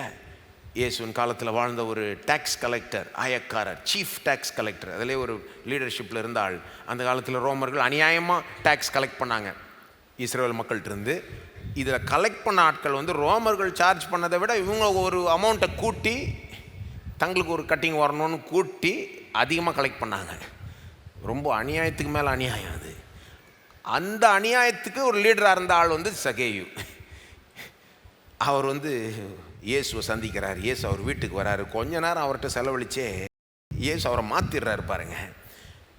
அந்த மனுஷன் இயேசுனால் எப்படி பாதிக்கப்படுறான்னா அவன் சொல்கிறான், லூக்கா 19:8, ஆண்டவரே என் ஆஸ்திகளில் பாதியை ஏழைகளுக்கு கொடுக்குறேன். நான் ஒரு விதத்தில் எதையாகலும் அநியாயமாக வாங்கினேன்னா நாளைத்தனையாக திரும்ப செலுத்துகிறேன். நிச்சயமாக தெரிஞ்சோ தெரியாமலையோ அநியாயமாக வாங்கியிருப்பார். ஏன்னா அந்த தொழிலே ஒரு மாதிரி அநியாயமாக செஞ்சுக்கிட்டு இருந்தாங்க. கமர்ஷியலாக அநியாயமாக செஞ்சுக்கிட்டு இருந்தாங்க, ப்ரொஃபஷ்னலாக அநியாயம் செஞ்சுக்கிட்டு இருந்தாங்க. சொல்கிறார், ஆண்டவரே நான் நாளைத்தனியாக ரிட்டர்ன் பண்ணுறேன் அநியாயமாக செஞ்சதுக்கு, ஏழைகளுக்கு பாதியா. அப்படி ஒரு பாருங்க, பணம் இருக்காள்கிட்ட பணம் அவங்க கையிலேருந்து லேசில் வராது. ஆனால் அப்படி மாற்றிடுறார் இயேசு. அல்லது செயின்ட் அகஸ்டின் என்று ஒரு நபரை யோசித்து பாருங்கள்.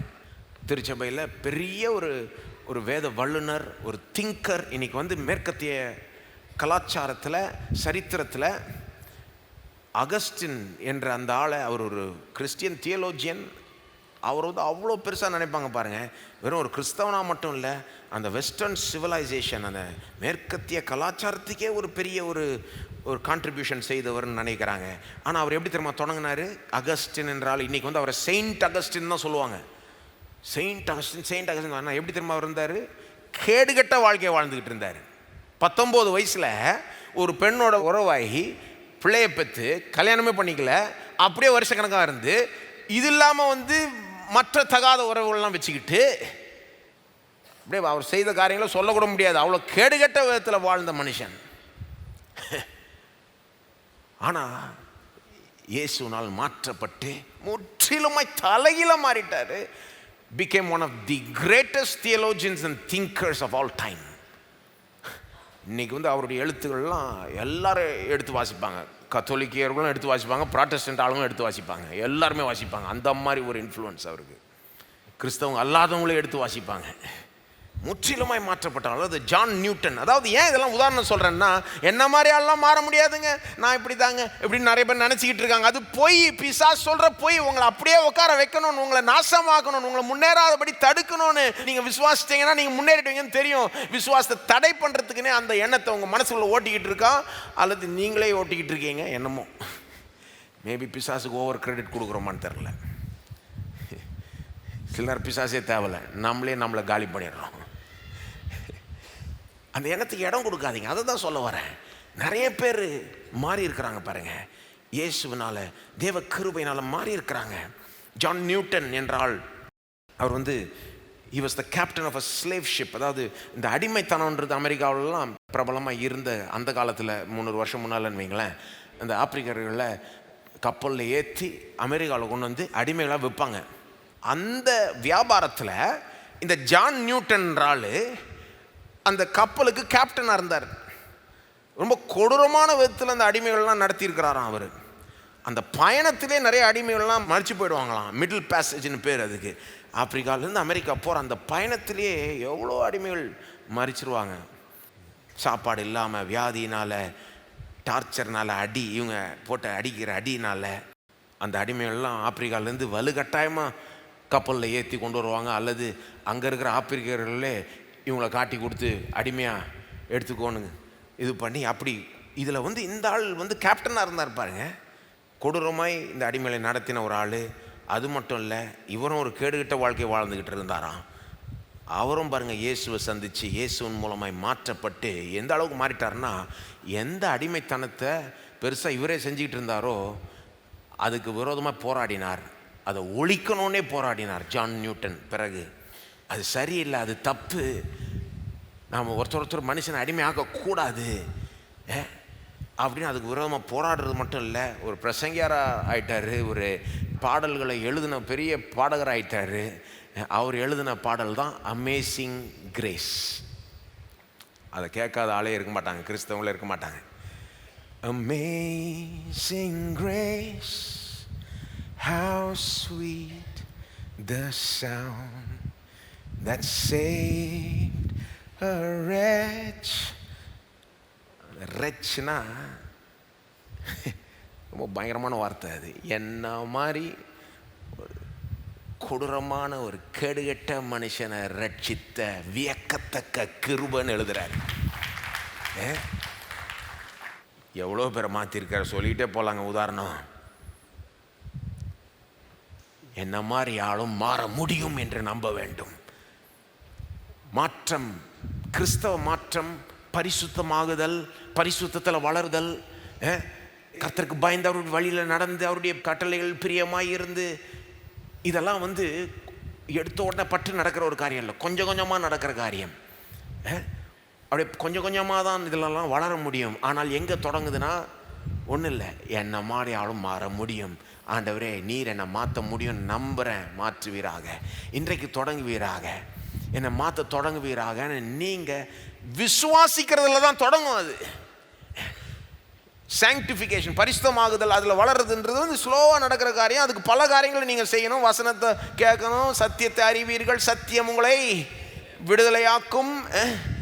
தேவனே சத்தியத்தினால் இவர்களை பரிசுத்தமாக்கும் என்று இயேசு ஜெபிக்கிறார். யோவான் 17:17 உமது வேதமே சத்தியம், உமது வசனமே சத்தியம். இப்போ வசனம் தேவை, ஆவியானவர் தேவை. இதை கொஞ்சம் கொஞ்சமாக டெய்லி நீங்கள் அவருக்கு இடம் கொடுக்கணும், சரண்டர் ஆகணும், எல்லாம் கரெக்டுங்க. ஆனால் எங்கே தொடங்குதுன்னா, ஒன்றும் இல்லைங்க, என்ன மாதிரியாலும் மாற முடியும்னு ஒத்துக்கிட்டீங்கன்னா, நான் மாற முடியும், தேவன் என்னை மாற்றுவார், என்னை வேற விதமான ஆளை ஆக்குவார். கர்த்தருக்கு பயந்து அவர் வழியில் நடந்து அவரை பிரியப்படுத்துகிறவனா மாற்றுவார். ஆகவே தேவனுடைய வாக்கு தத்தங்களை நான் சுதந்தரிப்பேன். இது பாசிபிள். சங்கீதம் 112 சொல்கிறது எனக்கு நடக்கும். கர்த்தருக்கு பயந்து அவருடைய கட்டளைகளில் மிகவும் பிரியமாய் இருக்கிற மனுஷன் பாக்கியவான், அவனுடைய சந்ததி பூமியில் பலத்திருக்கும், ஐஸ்வர்யமும் ஆஸ்தியும் அவன் வீட்டில் தங்கி இருக்கும். எனக்கு இது நடக்கும், என்னை இப்படிப்பட்டவனா தேவன் ஆக்குவார், மாற்றுவார், நான் நம்புகிறேன் அப்படின்னு சொல்லி நாம் விசுவாச அந்த பயணத்தை தொடங்கணும் பாருங்க. அப்போ தேவன் நம்மளை கொஞ்சம் கொஞ்சமாக மாற்றுவார். எத்தனை பேர் நம்புகிறீங்க இதை? 1 தெசலோனிக்கேயர் 5:23 பவுல் ஜெபிக்கிறார், சமாதானத்தின் தேவன் தாமே உங்களை முற்றிலும் பரிசுத்தமாக்குவாராக, உங்கள் ஆவி ஆத்துமா சரீரம் முழுவதையும் நம்முடைய கர்த்தராகிய இயேசு கிறிஸ்து வரும்போது குற்றமற்றதாய் இருக்கும்படி காக்கப்படுவதாக. உங்களை அழைக்கிறவர் உண்மை உள்ளவர், அவர் அப்படியே செய்வார். எல்லாரும் சொல்லுங்க, அவர் அப்படியே செய்வார், அவர் பரிசுத்தமாக்குவார், அவரால் மாற்ற முடியும். என்னுடைய ஆசைகளே மாற்ற முடியும். அவர் என்ன பிரச்சனை, நம்மகிட்ட தவறான காரியங்கள் ஆசைப்படுறோம், ஆனால் ஆசையை மாற்றிட்டாருன்னா முடிஞ்சது கதை. மாற்றிடுவாருங்க, ஆசையை மாற்றிடுவாருங்க தேவன். ஒன்றும் இல்லை, அவரை நம்பினானவரே நீர் என்ன மாற்றும், நீர் மாற்ற முடியும்னு நம்புகிறேன் நான். ஒன்றும் இல்லை, பேசிக் ஒரு நம்பிக்கை விசுவாசம் இருந்தால் தேவன் அங்கே கிரியை செய்ய முடியும். விசுவாசம் இல்லைன்னா அங்கே கிரியை செய்ய முடியாது. அப்போ இந்த எண்ணத்துக்கு இடம் கொடுக்கக்கூடாது. என்ன மாதிரி ஆள் மாற முடியாதுன்னு யோசிச்சுட்டு உட்காந்துட்டு இருக்கக்கூடாது, அதை எதிர்க்க வேண்டும். வசனத்தை எடுத்து இல்லை என்ன மாதிரி ஆள் மாறுவான், மாறுவேன், தேவன் என்ன மாற்றுவார், கர்த்தருக்கு பயப்படுற பயத்தை அவர் வைப்பார், வச்சிருக்கிறேன்னு சொல்கிறாரு, அவர் வழியில் நடக்க வைப்பார், பண்ணுவார், அவர் பண்ணுவார், நான் நம்புறேன்னு சொல்ல வேண்டும். சரி, இன்னொரு பொய், நம்மை தடை செய்கிற சில பொய்கள், அதான் பேசிகிட்டு இருக்கோம். 3வது ஒரு பொய். இந்த எண்ணம் என்ன சொல்லுதுன்னா, எனக்கு டேலண்ட் இல்லை, எனக்கு எபிலிட்டி இல்லை, கிஃப்ட் இல்லை, வரம் இல்லை, ஆற்றல் இல்லை, எனக்கு இதெல்லாம் வராது, என்னால் இதெல்லாம் செய்ய முடியாது, நான் ஒரு காரியத்தை எடுத்து தொடங்கி அதை பெருசாலாம் கொண்டு வர முடியாது, நான் வீக்கு, பலவீனமானவன், என் பேக்ரவுண்டு வீக்கு, என்னால் இது முடியாது, எனக்கு இது வராது. சிலர் அந்த மாதிரி எண்ணம் அவங்கள ஆட்டி படைச்சிக்கிட்டு இருக்கு. சிலர் தேவன் வந்து பாருங்கள் அழைக்கிறார், அவங்களுக்கு சில ஆசைகளை கொடுக்குறார், சில ஐடியாஸை கொடுக்குறார், சில வாய்ப்புகளை கொடுக்குறார். அவங்களுக்கு மட்டும் கொஞ்சம் விசுவாசம் இருந்ததுன்னா அந்த டைரெக்ஷனில் ஸ்டெப் எடுப்பாங்க. ஆனால் அவங்களுக்குள்ளே இந்த மாதிரி எண்ணம் இருக்கிறதுனால அந்த டைரெக்ஷனில் ஸ்டெப் எடுக்கிறது இல்லை அவங்க. ஏன்னா எனக்கு அவங்க மைண்டில் இருக்குது ஒரு ஐடியா, அது செய்யலான்னு போல் இருக்குது, ஆனால் நான் வீக்கு, என்னால் முடியாது, எனக்கு இதுக்கேற்ற டேலண்ட் இல்லை, நான் அவ்வளோ முக்கியம் இல்லை, நான் ஒரு சாதாரண எளிய மனுஷன், என் பேக்ரவுண்ட் ரொம்ப சாதாரணமானது, இப்படின்னு நினச்சிக்கிட்டு இருக்கிறதுனால சும்மா உட்காந்துக்கிட்டு இருப்பாங்க. தேவனே அவங்களுக்குன்னு சில காரியங்களை ஆயத்தம் பண்ணுவார், சில வழியில் திறக்க தொடங்குவார். ஆனால் அதுக்குள்ளே அவங்க நுழைய மாட்டாங்க. ஏன்னா அவங்கள தடை பண்ணிக்கிட்டு இருக்கு, இந்த மாதிரி எண்ணங்கள் தடை பண்ணிக்கிட்டு இருக்கு. அவங்கள்ட்ட மட்டும் விசுவாசம் இருந்ததுன்னா கைட்டு செய்கிற வேலையை ஆசீர்வதிப்பார் என்று தேவன் சொல்லியிருக்கிறார். அவனை எந்திரிச்சு செய்ய போகிறேன், இந்த முயற்சியிட போகிறேன், என் முயற்சியை வாய்க்க பண்ணுவார்னு ஒரு நம்பிக்கையோடு போய் செய்வாங்க, வாய்ச்சிரும். ஆனால் இப்படிப்பட்ட எண்ணம் இருக்கிறதுனால அப்படியே உட்காந்துக்கிட்டு இருக்காங்க. இப்போ நான் கேட்குறேன், இந்த எண்ணம் வந்து சரியா தவறா? True falls? என்ன நினைக்கிறீங்க? இதுவும் ஒரு அறகுறையான உண்மை தான். ஏன்னா உண்மையிலே என்கிட்ட டேலண்ட் குறைவு இருக்கலாம். ஒரு விதத்தில் பார்க்க போனால் உண்மையிலே சில காரியங்கள் எனக்கு ஒழுங்காக வராத மாதிரி இருக்கலாம். எனக்கு வந்து என்னுடைய பேக்ரவுண்ட் ஒரு வேளை உலகத்தின் கண்ணோட்டத்தில் வீக்காக இருக்கலாம். ஒரு பெரிய குடும்பத்திலிருந்து நான் வராமல் இருக்கலாம். அந்த மாதிரி இருக்கலாம் இல்லையா? உண்மையிலே என்கிட்ட சில பலவீனங்கள் இருக்கலாம். அதனால தான் இது அறகுறை உண்மைன்னு சொல்கிறேன். ஆனால் வேதத்தோட வச்சு பார்த்தா, வேதத்தின் சத்தியத்தோடு வச்சு பார்த்தா இது உண்மையா இல்லை. ஏன்னா என்கிட்ட என்ன குறைவு இருந்தாலும் நம்முடைய குறைவுகளை நிறைவாக்குறார் அவர். என்கிட்ட இருக்கிற டேலண்ட்டை வச்சு என்னை முன்னேற வைக்கிறது இல்லை. அவர் வந்து என்னை அழைச்சிட்டாருன்னா என்கிட்ட டேலண்ட் இருக்குதா இல்லையான்ற கேள்விக்கு இடமே இல்லை. அவர் என்ன அழைச்சிட்டாருனா, இதை செய்யும்படி அழைச்சிட்டாருனா அதுக்கு ஏற்ற ஆற்றலை, பவரை, ஞானத்தை, டேலண்ட் எல்லாத்தையும் அவர் கொடுப்பார். சில நேரம் ஆக்சுவலாக பார்த்தீங்கன்னா ஒருத்தருக்குள்ளே ஒரு டேலண்ட் இருக்கும், அது வெளிப்பட்டுருக்காது, அவங்களுக்கே தெரியாது அந்த டேலண்ட்டு இருக்குதுன்னு, அவங்களுக்கே தெரியாது. ஏன்னா சில நேரம் வேணுக்குன்னே அப்படி நடக்குது, தெரில. தேவன் அழைக்கிற அந்த நேரத்தில் நீங்கள் பார்த்தீங்கன்னா நீங்களே கேள்வி கேட்பீங்க, இவங்கள அழைக்கிறார் தேவன்? ஏன்னா அந்த நேரத்தில் அவங்களுக்கு பாருங்க, ஒருத்தருடைய பொட்டென்ஷியல் ஆற்றலை தேவன் மட்டும்தான் பார்க்க முடியும். ஒருத்தருக்குள்ள என்ன இருக்கிறதுன்றத கடவுள் மட்டும்தான் பார்க்க முடியும். அவங்க கூட பார்க்க முடியாது, அவங்க பெற்றோர் கூட பார்க்க முடியாது. நாளைக்கு ஒருத்தர் என்னவா ஆக முடியுன்றது கடவுளை தவிர வேற யாருக்குமே தெரியாது. நம்ம எல்லாருமே நம்மளை வந்து குறைவாக எடை போட்டுடுறோம். என்னால் இவ்வளோ தான் முடியும், வராது, நடக்காது. ஆனால் தேவன் வந்து ஒருத்தரை அழைக்கிறாருன்னா இவனால் இதை செய்ய முடியும், செய்ய வைப்பேன்னு அந்த நோக்கத்தோடு தான் அழைக்கிறாரு. ஆனால் அது சிலர் அதை ஏற்றுக்கிறது கஷ்டமாக இருக்கு இல்லையா அவங்களுக்கு. ஒன்றும் இல்லை, நீங்கள் மோசையை பாருங்கள். மோசையை தேவன் வந்து அழைச்சப்போ முச்செடியில் தோன்றி அவரை அழைக்கிறார் இல்லையா மோசையை. மோசையை சொல்கிறாரு, நீ போய் பார்வோன் இடத்துல பேசு, எகிப்திலிருந்து என்னுடைய ஜனங்களை வெளியே கொண்டு வா அப்படின்லாம் சொல்கிறப்போ மோசை என்ன சொல்கிறாரு? ஆண்டவரே நான் திக்குவாய். யாத்திரா 3ஆம் அதிகாரத்தில் இருக்கு இல்லையா, 3 நாளில். ஆண்டவரே நான் திக்குவாய், ஆண்டவரே எனக்கு பேச்சே வராது, என்ன போய் பார்வோன்ட்ட போய் பேசு, ராஜாட்ட போய் பேசு அப்படின்றார். என்னால் முடிவு வராது, எனக்கு பேச்சே வராது. பேச்சு வராதவன்ட்ட போய் பேசுனா என்ன அர்த்தம்? நான் நினைக்கிறேன் மோசை கிட்ட அந்த பிரச்சனை இருந்திருக்கும். ஒருவேளை ஓரளவுக்கு அவர் திக்குவாயாக இருந்திருக்கலாம், இல்லைன்னா சும்மாவை சொல்லுவார். மேபி கொஞ்சம் எக்ஸாஜரேட் பண்ணி சொல்கிறாரோ என்னன்னு தெரில. நிச்சயமாக ஏதோ ஒரு பலவீனம் இருந்திருக்கு போல இருக்கு. அப்போ அவர் சொல்கிறது உண்மை ஒரு விதத்தில். ஆனால் தேவன் அதை தெரியாமலே அழைக்கிறாரு. தேவன் சொல்கிறார் இந்த இடத்துல, அதெல்லாம் என்கிட்ட சொல்லாத நீனு, நான் உன்னோட இருக்கிறேன், உன் வாயோடையும் இருப்பேன் அப்படின்றார். என்கிட்ட நீ திக்கு வாயின்லாம் பேசிக்கிட்டு இருக்காத, எனக்கு எல்லாமே தெரியும், உன்னை அழைக்கிறேன், உன்னுடைய பலவீனத்தை பேசாதன்றாரு. கிதியோன் எடுத்துக்கோங்க. கிதியோன் வந்து நியாயாதிபதிகள் புஸ்தகத்தில் 6ஆம் அதிகாரத்தில் 12ஆம் வசனத்துலேருந்து வாசித்தீங்கன்னா, கர்த்தருடைய தூதனானவர் வந்து தரிசனமாய் கிதியோன்ட்ட தேவன் பேசுகிற விதத்தை நீங்கள் பார்க்கணும், கிதியோன் பேசுகிற விதத்தை பார்க்கணும். அப்படியே தலைகளில் இருக்கும். தேவன் வந்து கிதியோன்ட்ட பேசுகிறப்போ, பராக்கிரமசாலியே கர்த்தர் உன்னோட இருக்கிறார் அப்படின்னு கிதியோன் பேசுகிறப்போ நீங்கள் பார்க்கணும். வேடிக்கையாக இருக்கும். அப்படியே வாசித்து பாருங்கள். 12ஆம் வசனத்துலேருந்து தேவன் வந்து கிதியோன் ரொம்ப பெரிய ஆள் மாதிரி நின்று பேசிகிட்டு இருப்பார். கிதியோன் வந்து ஆண்டவரே அப்படின்னு பேசின்னு இருப்பார். அந்த கான்ட்ராஸ்ட்டை பார்க்கலாம் பாருங்கள். தேவன் இவனை எப்படி பார்க்குறாரு, அவன் தன்னை எப்படி பார்க்குறான், அப்படி தலையில் இருக்கும். பராக்கிரமசாலியே அப்படின்றாரு. கிதியோன் 15ஆம் வசனத்தில் சொல்கிறாரு, ஆண்டவரே நான்லாம் எப்படி இந்த வேலையை செய்ய முடியும்? இதோ மனாசேயில் என் குடும்பம் மிகவும் எளியது, என் தகப்பன் வீட்டில் நான் எல்லாரிலும் சிறியவன், என் குடும்பமே சிறிய ஒரு குடும்பம் தான், அதில் நான் தான் ரொம்ப லிஸ்ட்டு சிறியவன். என்னை போய் அழைக்கிறீரே, தப்பான ஆள்கிட்ட வந்துட்டீர் ஆண்டவரே. யாரும் எங்களை ஒரு பொருட்டாகவே எண்ண மாட்டாங்க. நான்லாம் போய் இஸ்ரவேலர்களை ரட்சித்து இந்த மாதிரிலாம் போராடி ஜெயித்து இப்படிலாம் இந்த தேசத்தை நடத்த முடியாது அப்படின்றார். சில நேரம் தேவனுடைய அழைப்பு நம்முடைய மனசுக்கு எட்டாவதாக இருக்கும் பாருங்கள். அப்போ நம்ம மனசு நான் சொல்லும், என்னால் முடியாது, எனக்கெல்லாம் வராது, எனக்கு பலவீனம். ஆனால் தேவன் அழைக்கும்போது அதுக்கெல்லாம் நம்ம இடம் கொடுக்கக்கூடாது, அதெல்லாம் பெருசாக நினைக்கக்கூடாது. நம்முடைய பலவீனத்தை, நம்முடைய பேக்ரவுண்டை, நமக்கு இது இல்லை அது இல்லை டேலண்ட் இல்லை இதெல்லாம் நினைக்கக்கூடாது. தேவன் பாருங்கள், நாளைக்கு நீங்கள் என்னவாக போகிறீங்க, என்னவாக முடியும் என்பதை வச்சுக்கிட்டு பார்க்குறாரு. அவர் கடைசி வரைக்கும் பார்க்குறாரு. நம்ம சும்மா இன்றைக்கி இருக்கிறத பார்க்குறோம்.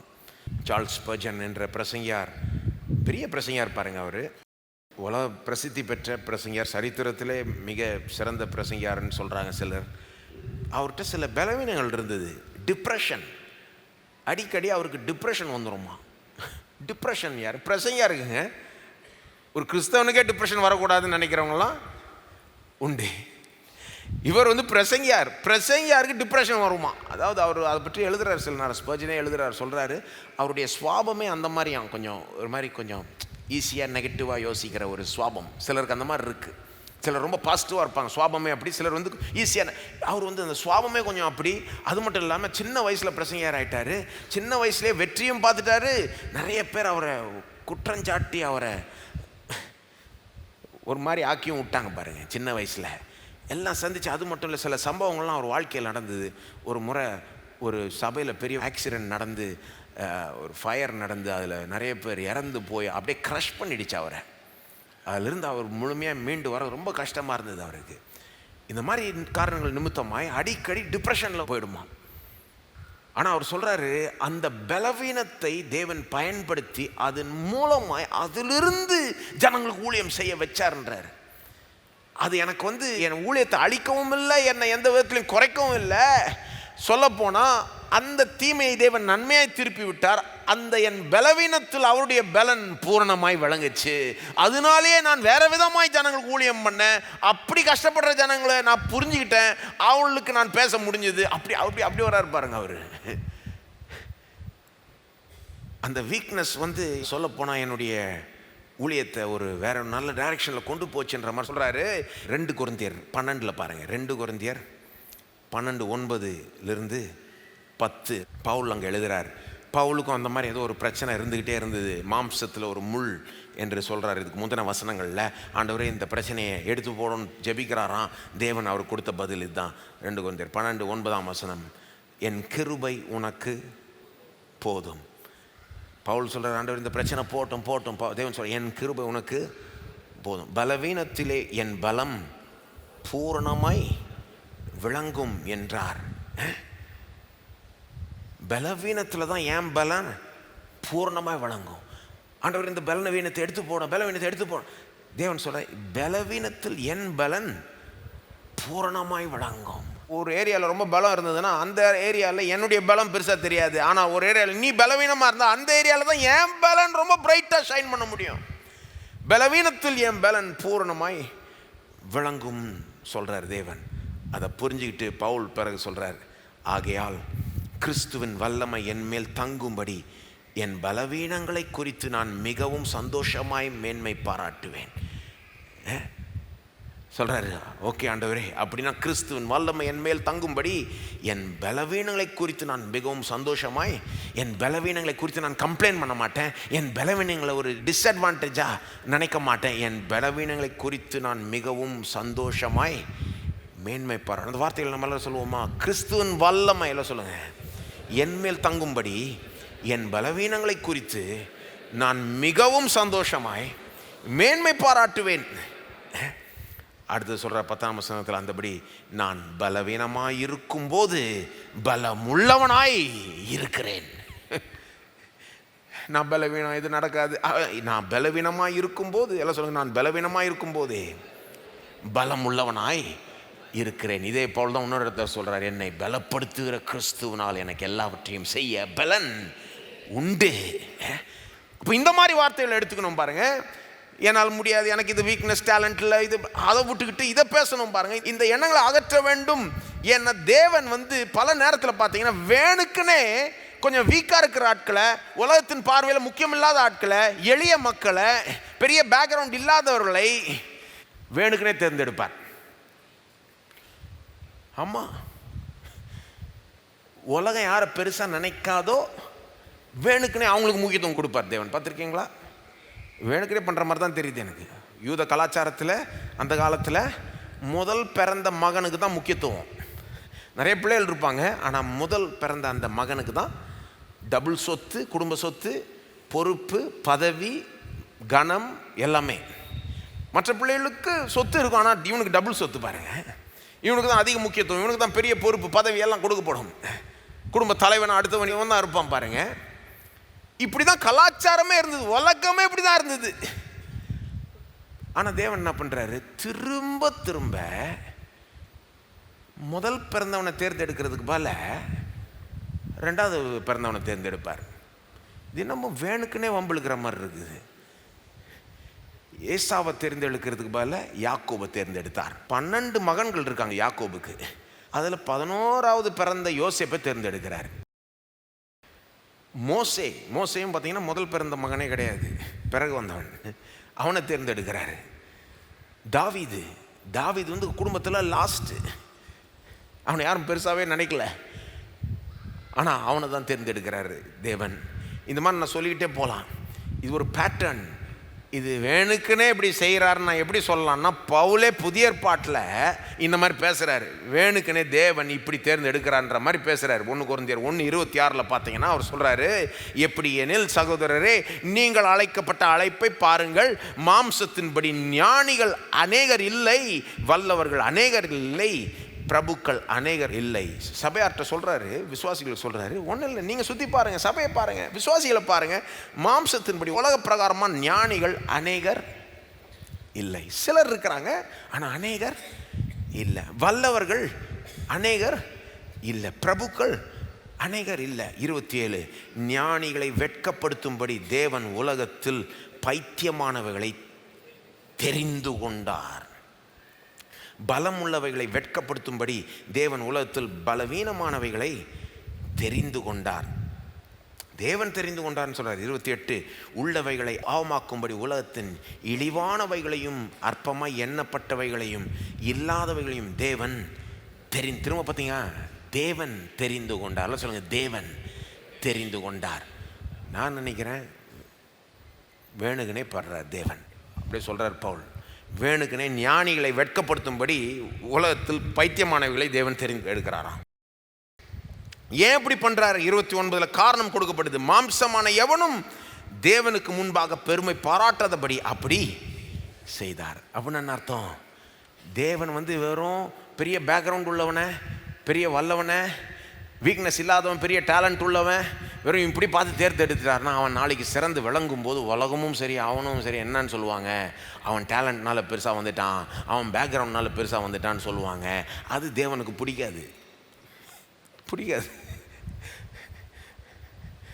மனுஷனுக்கு தான் மகிமை போகுது அங்கே. மாம்சமான எவனும் தேவனுக்கு முன்பாக பெருமை பாராட்டாதபடி அப்படி செய்தார்னா, வேணுக்குன்னு பலவீனமானவனை தேர்ந்தெடுக்கிறாரு, வீக்காக இருக்கிறவனை தேர்ந்தெடுக்கிறார், பேக்ரவுண்ட் பெருசாக இல்லாதவனை அவனை எடுத்து பெரிய ஆளாக்கி அவனை வச்சு பெரிய காரியங்களை சாதிக்க செஞ்சார்னா, நாளைக்கு உலகமும் சரி அவனும் என்னன்னு பேசுவாங்க, என்னால் இல்லைங்க, தேவ கிருபையால் தான் இப்படி நடந்தது. மகிமை தேவனுக்கு போகும் பாருங்க. ஏன் இதை சொல்கிறேன்னா பாருங்க, இந்த எண்ணம் என்ன சொல்லுது உங்கள்கிட்ட, நீலாம் பெருசாக பண்ண முடியாது, சாதிக்க முடியாது, ஏன்னா நீ வீக், டேலண்ட் இல்லை, இது இல்லை, உனக்கு இது வராது, சாதிக்க முடியாது. அதை நீங்கள் என்ன பண்ணணும்? தலையில திருப்பணும். ஓ அப்படியா, அப்போ தேவன் என்ன நல்லா தேர்ந்தெடுப்பார், என்னை நல்லாவே பயன்படுத்துவார், அவர் என்னை நல்லாவே முன்னேற வைப்பார், அவருடைய ஆசீர்வாதத்தை முழுமையாய் நான் அனுபவிப்பேன். ஏன்னா அப்போ அவருக்கு மகிமை முழுமையாய் உண்டாகும். எனக்கு துளி அளவு மகிமை கூட வேண்டாம், எனக்கு ஆசீர்வாதம், அவருக்கு மகிமை. அப்படி அதை எதிர்க்க வேண்டும். அந்த ஒரு பொய்யை எதிர்த்து நாம் விசுவாசத்தை தொடர்ந்து முன்னேறணும். பாருங்கள், கடைசியாக இன்னொரு பொய். இந்த பொய்களை எக்ஸ்போஸ் பண்ண விரும்புகிறேன், இதை எப்படி மேற்கொள்ளணும்னு கற்றுக் கொடுக்க விரும்புகிறேன். இந்த ஒரு எண்ணம் என்ன சொல்லுதுன்னா, எனக்கு போதுமான அனுபவம் இல்லை, எனக்கு பெரிய வயசு இல்லை, அனுபவம் இல்லை, ஆகவே நான் அனுபவம் உள்ளவர்கள் மத்தியில் இருக்கிறதுனால நான் பெருசாக வர முடியாது, அவங்க முன்னால் நான் ஒரு முன்மாதிரி, அவங்க முன்னால் சிறந்து விளங்க முடியாது, நான் பெருசாக சாதிக்க முடியாது, என்னுடைய வாக்குத்தத்தங்களை ஆசீர்வாதங்களை பெருசாக பெற்று அனுபவிக்க முடியாதுன்னு சொல்லுகிற ஒரு பொய், ஒரு எண்ணம். சிலருக்கு அந்த மாதிரி எண்ணம் இருக்குது. ஏன்னா பாருங்கள், சில நேரம் தேவன் சின்ன வயசுலேயே சிலர் அழைச்சிருவார். வாலிபர்களை, சின்ன பிள்ளைகளை கூட தேவன் சில நேரம் அவங்கள்ட்ட பேசுவார், அவங்கள அழைப்பார், அவங்களுக்கு சில ஆசைகளை கொடுப்பாரு, விருப்பங்களை கொடுப்பாரு, தரிசனத்தை கொடுப்பாரு, கனவை கொடுப்பாரு. சிலர் அதை எடுத்துக்கிட்டு அப்படியே அந்த டைரெக்ஷனில் போவாங்க. ஆனால் சிலர் எப்படி ஆகிடுவாங்கன்னா, எனக்கு வயசு இல்லை, எனக்கு அனுபவம் இல்லை, நான்லாம் இதை எப்படி செய்கிறது. இப்போ தேவன் அவங்கள அழைக்கிறாரு, சில ஆசைகளை உள்ளே வைக்கிறாரு, ஒரு விதமாக நடத்துகிறாரு, சில வாய்ப்புகளை அவங்களுக்குன்னு கொடுக்க தொடங்குறாரு. ஆனால் அவங்க எப்படி பார்க்குறாங்க, எனக்கு வயசு இல்லை, அனுபவம் இல்லை, என்னாலலாம் இது செய்ய முடியாது, என் வயசு உள்ள ஆட்கள் இதெல்லாம் செஞ்சது கிடையாது, ஆகவே இது வேண்டாம். ஆனால் தேவன் உங்களை அழைக்கிறாருன்னா, சின்ன வயசில் அழைக்கிறாருன்னா, வயசு இல்லாததை, அனுபவம் இல்லாததை ஒரு குறையாக நினைக்கக்கூடாது, நினைக்க வேண்டாம். பாருங்கள், அனுபவத்துக்கு ஒரு வேல்யூ இருக்குது நிச்சயமாக, ஆனால் அனுபவம் தான் எல்லான்னு கிடையாது. வயசுக்கு ஒரு வேல்யூ இருக்குது, ஆனால் அதுதான் எல்லான்னு கிடையாது. தேவன் சில நேரம் வேணுக்குன்னே சின்ன பிள்ளைகளை, வாலிபர்களை அழைச்சி அவங்களுக்கு ஒரு தரிசனத்தை கொடுத்து நடத்த விரும்புகிறார். உலகத்தில் கூட பார்த்தீங்கன்னா சில நேரம் அப்புறம் அனுபவம் முக்கால்வாசி நேரம் ரொம்ப யூஸ்ஃபுல், வேல்யூபிள். ஆனால் சில நேரம் அனுபவமே ஒரு தடையாயிடும். அனுபவமே இந்த கம்பெனிலலாம் சில நேரம் லீடர்ஷிப் மாறும்போது, புதிய லீடர்ஸ் வர்றப்போ, புதிய வழிகளை அவங்க கொண்டு வரணும்னு நினைக்கிறப்போ, புதிய சிஸ்டம்ஸை கொண்டு வரணும்னு நினைக்கிறப்போ, ரொம்ப அனுபவம் உள்ள ஆட்கள் இப்படியே பழகிட்டாங்கன்னா அவங்க இந்த புது வழியில் வர்றது கஷ்டன்றதுனால அவங்கள சில நேரம் கழிச்சு கட்டிடுவாங்க. ஏன்னா அவங்களுக்கு ஒரு புது டைரெக்ஷனில் போக விரும்புகிறாங்க. இப்போ புது டைரெக்ஷனில் போக விரும்புகிறப்போ இந்த இப்படியே பழகிட்ட அனுபவம் உள்ள ஆள் புது டைரெக்ஷனில் வர்றது கஷ்டம், அவர் மைண்ட் அதில் செட் ஆகிடுச்சு. அவங்களுக்கு அனுபவம் தேவையில்லை, ஒன்றும் தெரியாதவன் சொல்ல பேச்ச கேட்குறவன், அவ்வளோதான், அதுதான் வேணும். கற்றுக் கொடுத்துடலாம், புது வழியில் கொண்டு வந்துடலாம். அதனால் வேணுன்னே அப்படி ப்ரிஃபர் பண்ணுவாங்க. அப்போ உலகத்திலே அப்படி இருக்கும்போது நான் நினைக்கிறேன், தேவனும் சில நேரம் அப்படி செயல்பட விரும்புகிறார். சில நேரம் நம்முடைய அனுபவமே அவருக்கு ஒரு தடையாக இருக்கலாம். ஏன்னா நாம் சில வழிகளில் தான் அவர் செயல்படுவார்னு எதிர்பார்த்துக்கிட்டு இருப்போம். ஆனால் சில நேரம் என்ன பண்ணுவார், தேவன் வேணுக்குன்னு அப்படி மாற்றுவார், புதுசாக தான் செய்வார். ஜனங்களை ஷாக் பண்ணுற மாதிரி, ஆச்சரியப்படுத்துகிற விதத்தில் சில காரியங்களை செய்வார். இதுக்கு சில நேரம் சின்ன பிள்ளைங்க, வாலிபர்கள், அனுபவம் இல்லாதவர்கள் தான் அவர் கரெக்டாக செட் ஆகுவாங்க.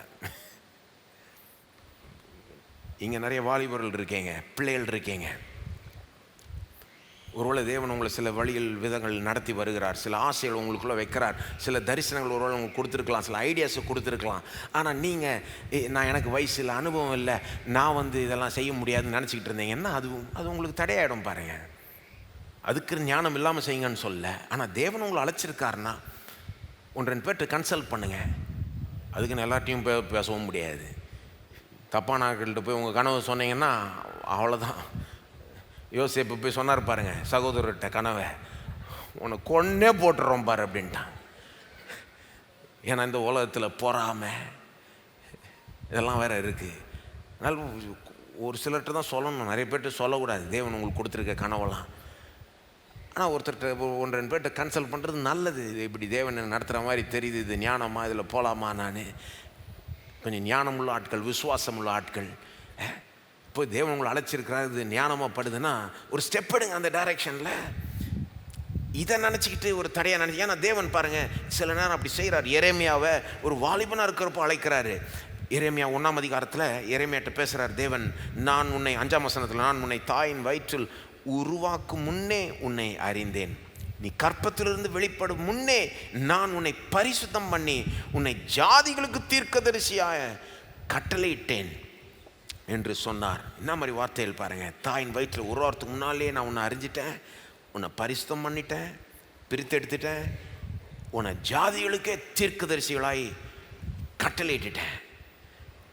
எரேமியா என்ன சொல்கிறார் 6ஆம் வசனத்தில்? அப்பொழுது எரேமியா சொல்கிறார், கர்த்தராகிய ஆண்டவரே, இதோ நான் பேச அறியேன், சிறு பிள்ளையாக இருக்கிற ஆண்டவரே, எனக்கு பேச தெரியாத ஆண்டவரே, நான் சின்ன பையன், என்ன போய் ஜாதிகளுக்கு தீர்க்கதரிசின்னு சொல்கிறேன். அப்போ தேவன் என்ன சொல்கிறார் பாருங்க 7ஆம் வசனம், ஆனாலும் கர்த்தர், நான் சிறு பிள்ளை என்று நீ சொல்லாதே, அதை சொல்லாதன்றார். நீ சின்ன பிள்ளைன்னு எனக்கு தெரியாதா? உன் வயசு எனக்கு தெரியாதா? இந்த மாதிரி தேவன்கிட்ட பேசுகிறவங்களாம் எனக்கு என்ன ஆச்சரியம்னா, தேவனுக்கு என்னமோ தெரியாத மாதிரி பேசின்னு இருக்காங்க. ஆண்டவரே, நான் திக்குவாய் ஆண்டவரே, எனக்கு பேச்சு வராதே, ஆண்டவரே எனக்கு இது வராதே, உனக்கு தெரியாதா, நான் சிறியவன், ஆண்டவரே நான் சின்ன பிள்ளை, சொல்லாதன்றார்.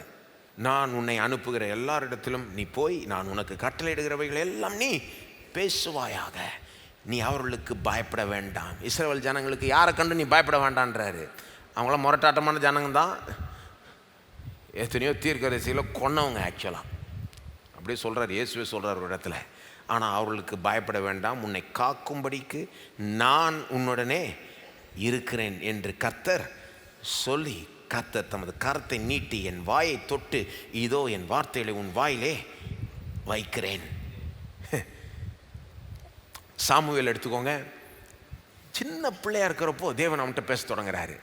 அந்த சின்ன பிள்ளையா சாமுவேல் மூலமாய் பெரிய வயசான ஒரு ஈலா என்ற ஒரு ஆசாரியன்ட்ட பேசுறாரு எலி.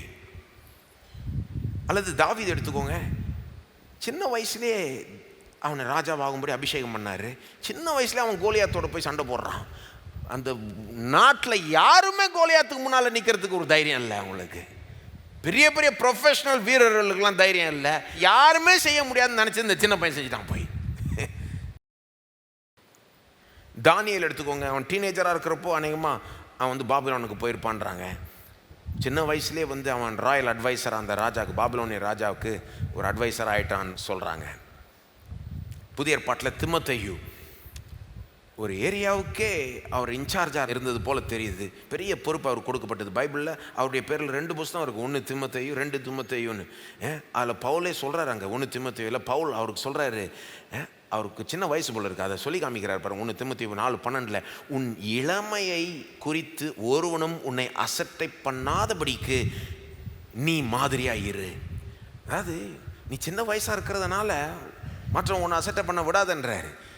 நீ அதை குறையாவும் நினைக்காத, மற்றவங்க உன்னை அதனால கீழ்த்தனமாக பார்க்குறது அதை விடாது, அதுக்கு இடம் கொடுக்காத. உன் இளமையை குறித்து ஒருவனும் உன்னை அசட்டை பண்ணாதபடிக்கு நீ ஒரு விதமாக இருன்றார். எப்படி இரு? வார்த்தையிலும் நடக்கையிலும் அன்பிலும் ஆவியிலும் விசுவாசத்திலும் கற்பிலும் விசுவாசிகளுக்கு மாதிரியாய் இரு.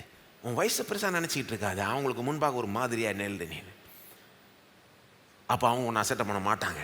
ஸ்பர்ஜன், சார்ல்ஸ் ஸ்பர்ஜன் பற்றி ஏற்கனவே சொன்னேன்ல. அவர் என்னன்னா 1800ஆம் ஆண்டுகளில் வாழ்ந்தார், பிரசங்கம் பண்ணார், ஊழியம் செஞ்சார். லண்டனில் மிகப்பெரிய ஒரு சபை, 10,000 பேர் சபையில். அந்த காலத்தில் ஏங்க இது வந்து 150 வருஷம் முன்னாலங்க. கொஞ்சம் கற்பனை செஞ்சுக்கோங்க. மைக் இல்லை, ஸ்பீக்கரு இல்லை.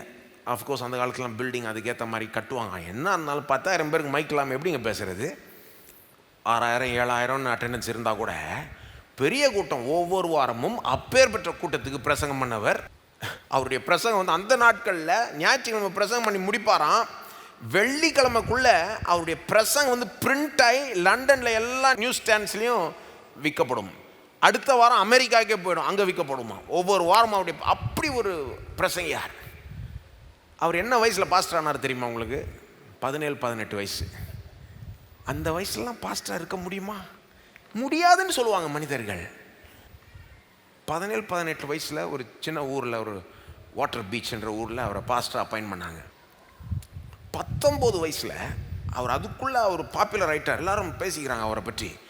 லண்டனில் அவரை பற்றி கேள்விப்பட்டு லண்டனில் இருக்கிற மிக முக்கியமான ஒரு சபை, நியூ பார்க் ஸ்ட்ரீட் சர்ச்னு, அவரை வந்து பாஸ்டர் ஆகும்படி, அவங்களுக்கு பாஸ்டர் ஆகும்போது அழைச்சி அவரை பாஸ்டராக நியமிக்கிறாங்க. கூடி சீக்கிரமாக அவரை பர்மனன்ட் பாஸ்டர்னு தெரிவித்து 19 வயசில் லண்டன் நகரத்தில், அந்த காலத்தில் உலகத்தில் நம்பர் 1 நகரம் அது, அந்த நகரத்தில் மிக முக்கியமான சபையில் அவரை சீஃப் பாஸ்டராக அப்பாயின்ட் பண்ணி வாழ்நாள் முழுக்க அங்கே அவர் பாஸ்டராக இருந்தார். இதெல்லாம் சாத்தியமா? அந்த வயசில் தேவனால் கூடாத காரியம் எதுவுமே இல்லை. எனக்கு வயசு இல்லை, அனுபவம் இல்லை, இதெல்லாம் ஒரு ஒரு லிமிட்டே கிடையாது. இதெல்லாம் இந்த மாதிரி எண்ணங்களுக்கெல்லாம் இடம் கொடுக்க வேண்டாம். பாருங்கள், தேவன் உங்களை அழைச்சிருக்கிறாரா, உங்களுக்கு சில தரிசனங்களை கொடுக்குறாரா, சில கனவை கொடுத்துருக்காரா, உங்களை விரோதமாக நடத்துகிறாரா, உங்களுக்கு வாய்ப்பை தராரா, விசுவாசத்தோடு ஒரு ஸ்டெப் எடுங்க. இதெல்லாம் பெருசாக நினைக்காதீங்க. உலகமே ஆச்சரியப்படத்தக்க விதத்தில் தேவன் உங்களை பயன்படுத்துவார்.